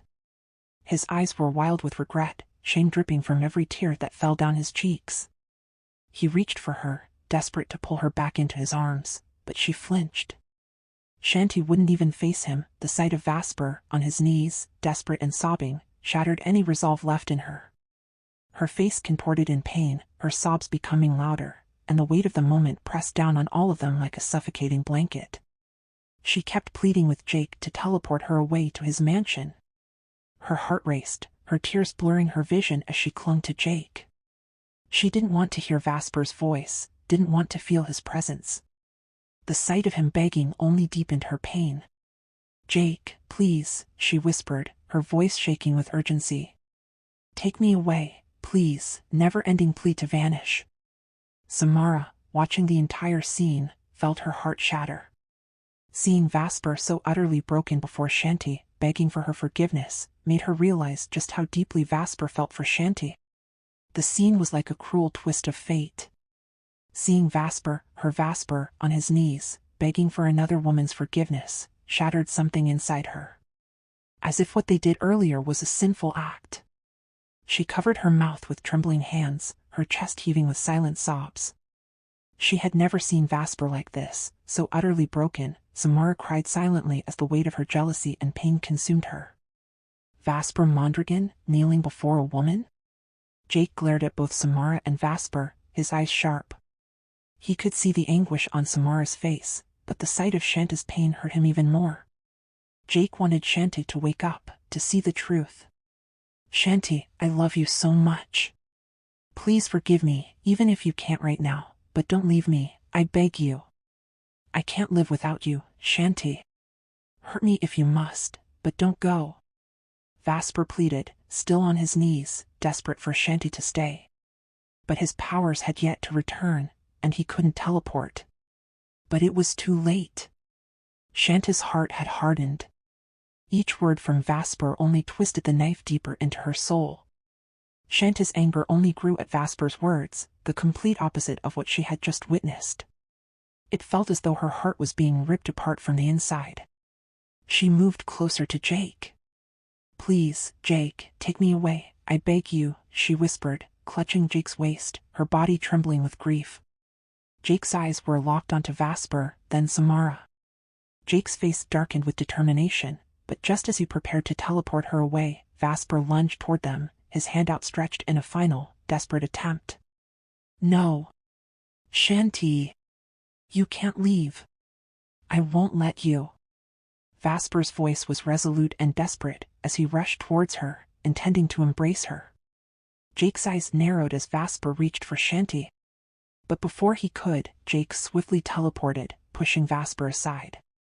Vasper was thrown across the living room, crashing into the sofa. Samara screamed at the sight, while Chanty turned to see Vasper sprawled on the couch. Jake, confused, noticed that Vasper's body seemed oddly normal, like that of an ordinary human, as if his powers were gone. Chanty gazed at Vasper. But the hardness in her heart prevailed. She continued crying, her eyes filled with sorrow as she looked between Jake and Vasper. Samara glared at Chanty, her face twisted with determination. Without warning, she dashed towards Chanty, yelling, she shrieked, rushing toward her, "You homewrecker!" Samara's scream pierced the air. "You have no shame, woman." Jake and Vasper's attention shifted to the two women. Samara quickly reached Chanty and slapped her hard across the face. Chanty gasped at the pain, her hand instinctively covering her stinging cheek. "You thief!" Samara screamed again, her voice choked with tears. Not satisfied with just the slap, Samara grabbed Chanty by the hair, yanking it forcefully. Chanty cried out in pain as Samara struck her again, but this time, Jake intervened, blocking the blow. Vasper grabbed Samara and pulled her away from Chanty, his face flushed with regret as he looked at Chanty, filled with guilt and sorrow for what had happened. Jake took hold of Samara and teleported her to the top of the staircase, leaving her there. Samara stood in shock, bewildered by what had just occurred. Vasper rushed towards Chanty once more. Their eyes met, and Chanty's pain deepened. It felt like her chest was caving in, making it impossible to breathe. "Jake, please, let's go." Chanty's voice trembled as she called out to Jake, who stood alert behind Vasper. "Chanty, no. Please." Vasper fell to his knees again. "I love you so much. What you saw was nothing but the result of the alcohol, it was nothing. I was drunk, it didn't mean anything." Jake sneered, the bitterness of his laughter cutting through the tension like a razor. "You expect her to believe that? After what she saw, you have the nerve to call it nothing?" Jake laughed bitterly. "Bastard," he spat. Furious, Vasper spun around and punched Jake in the face multiple times. Jake could feel Vasper's strength had returned, his powers reawakening. Jake was thrown across the room, crashing into the dining area. Chanty screamed, but instead of running to Vasper, she rushed towards Jake. "Jake!" She knelt beside him as he staggered to his feet, wrapping her arms around him, crying uncontrollably. Jake, stunned by Shanty's reaction, felt an overwhelming sense of joy. It was the first time she had chosen him, the first time she had embraced him so tightly, and he never wanted it to end. His heart swelled with an overwhelming sense of joy, even as pain coursed through his body. In that moment, amidst the chaos, the heartbreak, and the betrayal, she had chosen him. Jake held Chanty tightly, his arms wrapped around her as if she belonged to him, not Vasper. In that moment, his grip conveyed possession, as if he could protect her from the pain she was enduring. "Please, Jake, let's go." Shanty's voice trembled, a broken whisper pleading for an escape. The weight of her heartbreak over Vasper overwhelmed her, and her desperation for the torment to end was palpable. Jake gazed down at her, seeing the deep sorrow etched in her features. He knew the depth of her suffering and wanted nothing more than for her to finally end things with Vasper, and though he sympathized with her, he wanted her to cut ties with Vasper once and for all. The man who had hurt her so deeply. For Vasper, the sight of Chanty in Jake's arms was like a dagger piercing through his heart. Every moment felt like he was dying 1,000 deaths, consumed by jealousy and excruciating pain. His entire being shattered watching her, the woman he loved, held by another man. "Chanty, let's talk, please, listen to me." Vasper's voice trembled, breaking with desperation. He couldn't find the right words, his heart was heavy with agony, and it felt like it was caving in on itself. Kneeling before her, he struggled to explain his actions with Samara. Tears streamed down his face as he begged, overwhelmed by the fear of losing her. How could he explain what had happened with him and Samara? How could he make her understand? Losing Chanty felt like losing his entire life, and it was a weight he couldn't bear. Suddenly, Samara stormed down the stairs, her eyes ablaze with fury. Jealousy consumed her too, as she saw both Jake and Vasper vying for Chanty's attention. She marched straight toward Vasper. "Vasper! Stand up!" she screamed, slapping him hard the moment she reached him, her voice cracked with tears. "Chanty stole you from me. Why are you kneeling to her?" Her voice was shrill with rage, and she slapped him again. Her sobs were uncontrollable, her anguish pouring out. She slapped him again, tears streaming down her face, her voice cracking under the weight of her emotions. "What about what happened between us earlier? Not just once, 3 times, Vasper. 3 times. You belong to me, not her." Samara's voice grew more desperate with each word. "There's nothing wrong with what we did. He belongs to me, not you, Chanty," she screamed, glaring at Chanty with wild eyes. "Get out. Both of you. Leave," she shrieked, her fury now directed at both Jake and Chanty, her face contorted with rage. Vasper's rage erupted at Samara. "Shut up, Samara," he roared, gripping her shoulders, his eyes burning with fury. "That drink you gave me, it had something in it. You and Laika planned this whole thing." His gaze bore down on her with a raw, seething anger. "That drink you gave me, you drugged me. You and Laika planned this." His eyes blazed with fury, the pain of betrayal and anger mingling together. His words were laced with venom as he glared down at her. But Samara, driven by her own blinding rage, slapped him again, harder this time. The force of the slap snapped Vasper's head to the side, leaving his cheek red with the sting. "After everything!" Samara screamed, her voice cracking as she trembled with fury. "After 3 rounds in bed, Vasper? Not just once, but 3 times. And you have no shame. After 3 times in bed, you dare talk to me about drugs?" Samara's voice was hysterical, her whole body shaking. Chanty stood frozen, overwhelmed by the flood of emotions crashing down on her. She couldn't process what she was hearing. Unable to bear it any longer, Chanty turned and ran toward the door, desperate to escape the reality of what had just been revealed. But Vasper, sensing her departure, immediately chased after her. Without thinking, he sprinted after her, catching up to her in a heartbeat. He grabbed her and pulled her into a tight embrace, holding her as if his entire existence depended on it. His arms locked around her with desperate strength, as though he was holding on to the last hope of his life. He tried to teleport, but his powers, still weakened, failed, causing them both to glitch in place. He turned her toward him, his arms wrapped around her with a fierce intensity, as if letting her go would destroy him. Chanty thrashed against him, hitting his arms, his face, trying to break free. But Vasper's embrace was too tight, her body trapped as if her bones were being crushed under the pressure of his desperate hold.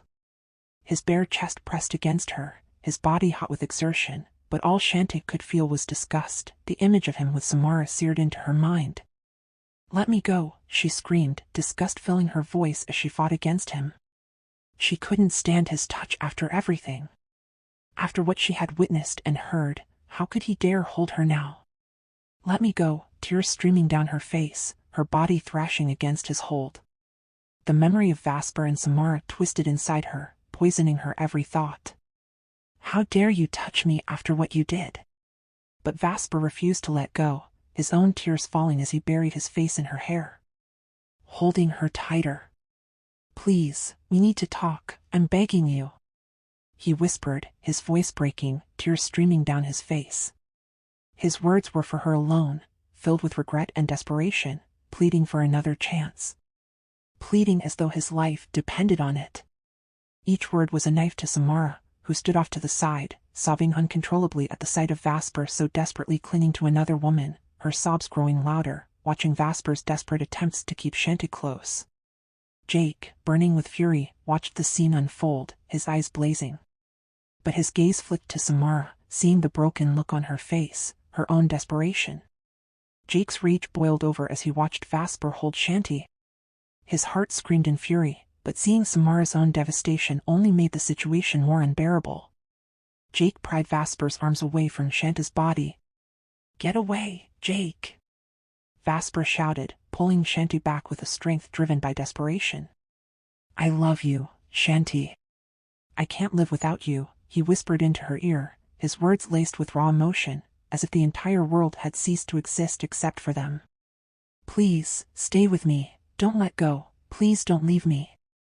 He held onto her like she was the only thing keeping him from falling apart. His voice was raw, each word soaked in agony as he whispered into her ear. His tears dripped onto her shoulder, but Chanty could only sob, her body shaking from the pain. But Jake was faster. Before Vasper could react, he freed Chanty from his grip and teleported her near the massive door of the mansion. Vasper's eyes flared with anger as he glared at Jake, fury burning deep within him. Samara, still in shock, stood frozen, her heart shattering as she watched Vasper desperately try to cling to Chanty. "Chanty, we have to go. It's over now."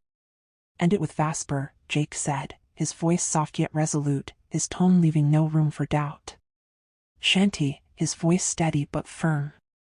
"It's time to end this. You need to decide, now." His eyes locked onto Chanty's, unwavering. Chanty's heart broke all over again, her chest aching with unbearable pain, her entire world crumbling, her strength gone. Vasper heard Jake's words, and it was as if the world fell silent around him, his mind unable to process the finality of it. "No. Chanty, no. Don't listen to him."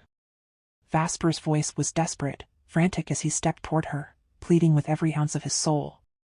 He shook his head, tears streaming down his face as he locked eyes with her, his entire being trembling.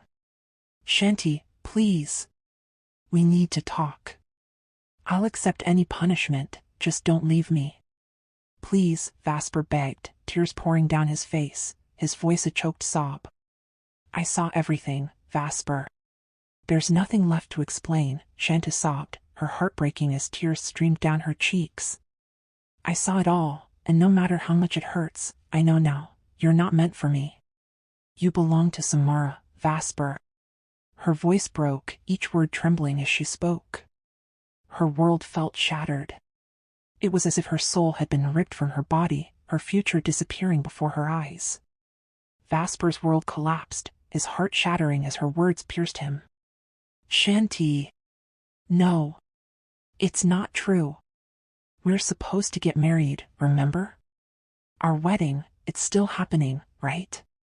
Vasper's voice cracked with desperation, his face contorted in agony, pleading as if everything depended on her answer.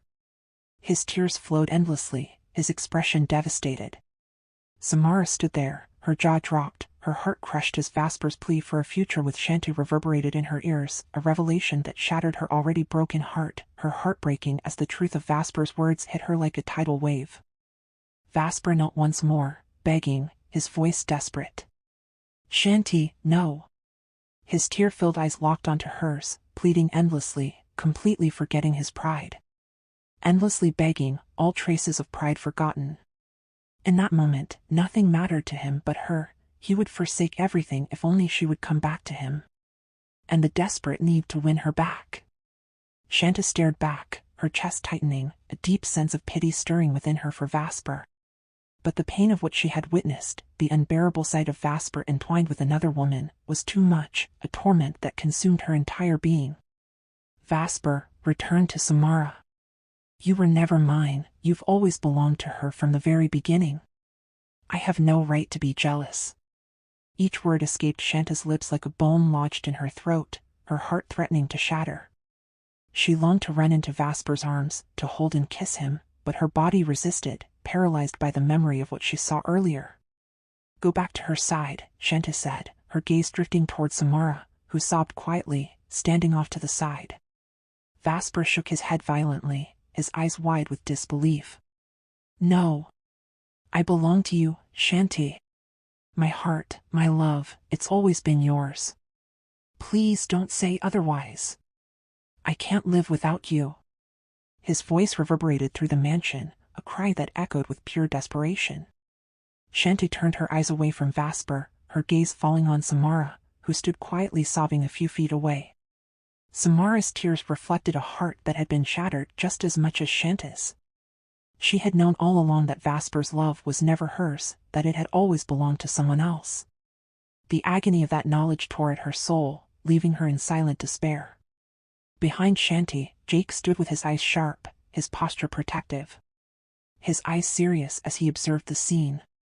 He stepped forward, wrapping an arm around Chanty's waist, pulling her gently into his side. "It's enough now," Jake whispered, his voice firm but comforting. His presence was steady, an anchor in the storm of emotions that raged around them. He gazed into Chanty's tear-filled eyes, his heart aching for her. Vasper's eyes blazed with jealousy as he saw Jake holding Chanty. He couldn't accept her decision. "Please don't say that. I belong to you, Chanty. My heart, my love, they're all yours. I can't live without you." Vasper's voice echoed throughout the mansion, raw and desperate. Samara's sobs grew louder, overwhelmed by the pain she felt. Chanty could no longer bear it. She turned away, collapsing into Jake's arms, needing someone to hold on to before she completely fell apart. Jake hugged her tightly, his embrace firm and protective. Seeing Jake hold Chanty like that ignited a blazing fury within Vasper. His jealousy roared to life, overwhelming his senses. Suddenly, Vasper stood, his determination burning. He moved to take Chanty from Jake, but before he could reach them, Jake acted swiftly. With a flicker of his power, Jake and Chanty vanished before his eyes. He froze, his outstretched hand grasping at nothing but air. The sudden emptiness felt like a knife to his heart. He dropped to his knees, his heart crumbling into pieces, the unbearable weight of his loss crashing down upon him. His sobs were raw and unfiltered, his voice breaking with each desperate call of her name. Vasper's roar echoed through the mansion, calling out Chanty's name with all his strength. Samara, her soul shattered, felt as though her body had been torn apart. Her heart lay in ruins, and her identity crumbled with it. She couldn't bear to see him like this, destroyed by a love that had never been hers to begin with. Tears streamed down her face as she struggled to breathe, each sob racking her body. Vasper's world had been completely destroyed. Falling to his knees, he sobbed uncontrollably, Chanty's name escaping his lips over and over again. Without warning, Vasper let out a guttural scream and slammed his fist into the marble floor. The force of the blow sent shockwaves through the room, shattering the smooth surface beneath him. His strength surged with the intensity of his heartbreak, his rage spiraled out of control as he pounded the floor again and again, each strike more violent than the last. And Samara watched in shock, her eyes wide as she witnessed the cracks splintering across the floor. Vasper continued punching, his fists pounding the shattered marble, blood mixing with the debris as his knuckles broke through the stone. His rage, his pain, his heartbreak all poured into the ground until the once smooth floor was a pile of broken fragments. Yet he did not stop, his screams of anguish reverberating through the mansion. Blood smeared across the marble as his knuckles broke, but Vasper didn't care. His pain, his fury, his heartbreak, all of it spilled out, mingling with the debris that now littered the floor. Samara cried out in fear as she saw the blood dripping from Vasper's clenched fists. "Vasper, stop. Please, enough," she screamed. Samara's voice broke through the chaos, filled with terror. She had never seen him like this, so wild, so utterly consumed by his emotions. Her voice broke through the haze of his rage. Vasper stopped, his chest heaving, his bloody hands trembling. Slowly, his burning eyes turned toward her, burning with fury. "What was in the wine, Samara?" he demanded, his voice low, cold. The fury in his gaze sent a chill down her spine. Samara flinched, backing away instinctively. I don't know what you're talking about," she stammered, her voice quivering. "You know exactly what I mean," Vasper growled, rising to his feet, his towering form casting a shadow over her. "That wine, something was in it. Was this your plan? You and Laika?" His voice was venomous, the accusation sharp enough to cut through steel. "I know something was wrong with that wine you gave me, Samara. What was in it? Was this all part of a plan with Laika?" Vasper's tone was sharp, and there was no forgiveness in his eyes. Samara, trembling in fear, couldn't speak. For the first time, she felt real terror in Vasper's presence. Fear gripped her like a vice as she trembled under Vasper's deadly stare. Tears streamed down her face, the fleeting happiness she had felt earlier now completely replaced by overwhelming fear. "Leave, Samara." Vasper spat, his words dripping with disgust. "Leave before I do something you'll regret. Go back to Laika, or better yet, crawl back to your kingdom. I feel nothing for you anymore." His words were like daggers, each one plunging deeper into her chest. "I feel nothing for you, except disgust. If it weren't for that wine you gave me, none of this would have happened. I regret it with every fiber of my being." Vasper's voice dripped with venom as he spoke. Samara's world crumbled at his feet. She couldn't breathe, couldn't think. His hatred was palpable, and it suffocated her. She tried to speak, to defend herself, but the words wouldn't come. Tears streamed down her cheeks as she stood frozen, unable to move. Feeling utterly insignificant before him. "I regret ever meeting you, ever knowing you," Vasper added, his gaze piercing through her, deadly serious. Blood dripped from his knuckles, pooling on the shattered floor. Their eyes met, both filled with tears, tears of heartbreak and deep pain. The finality of his words was unbearable. Vasper's powers surged back into him. Suddenly, Vasper attempted to teleport, his powers returning, and before Samara could react, he disappeared, leaving Samara alone in the hallway. She stood motionless, like a statue, tears continuing to stream down her face as she stared at the destroyed floor where Vasper had unleashed his fury. Vasper reappeared in his bedroom, his eyes drawn to the bed.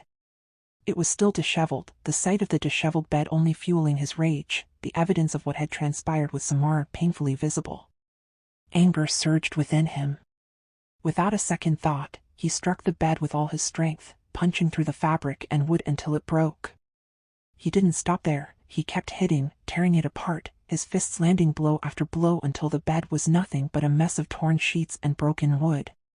The blood from his knuckles smeared the fabric, but he didn't care. His regret was suffocating, and his fury toward himself knew no bounds. All that remained was the suffocating regret, the overwhelming sense of loss that choked him. The pain of losing Chanty felt like death itself. Why had he been so weak, so easily tempted by the flesh? Why had he given in? He stopped punching the bed and turned his eyes to the bottle Samara had brought. It was still half full, no label on it. Vasper's suspicion solidified, this had been a trap, planned by Samara and Laika. Grabbing the bottle and what remained of the ruined bed, Vasper teleported to the island he shared with Chanty. He landed in front of the island beach house, setting the broken bed on fire with a lighter. The bottle of wine he placed in the fridge, determined to show it someday to Chanty. He watched as the bed burned outside, the flames consuming it. His eyes filled with tears as he thought of Chanty. Was it really over? Was there no wedding anymore? Was Chanty truly no longer his? Vasper teleported again, this time to the yacht anchored near their home, floating in the deep part of the sea. Desperation filled his chest as he screamed into the ocean, the sound echoing back at him. He collapsed onto the bed where he and Chanty had once shared their happiness, clutching the sheets as he cried, his sobs uncontrollable. The pain he felt was indescribable. Chanty's name was the only word he could utter, repeating it over and over again as he held on to the remnants of what they once had. Meanwhile, Vasper's mansion was filled with shock. Khalid and the other servants had come out of the living room, horrified at what they found. The marble floor was cracked and broken, and Samara lay sobbing on the sofa, curled up in a ball. Quietly, they began to clean the mess, sweeping away the shattered marble. Upstairs, other servants cleaned Vasper's room, only to discover that his bed was gone. They collected the spilled wine from the floor. Khalid, sympathetic but silent, let Samara weep in the living room, understanding the torment both she and his master were going through.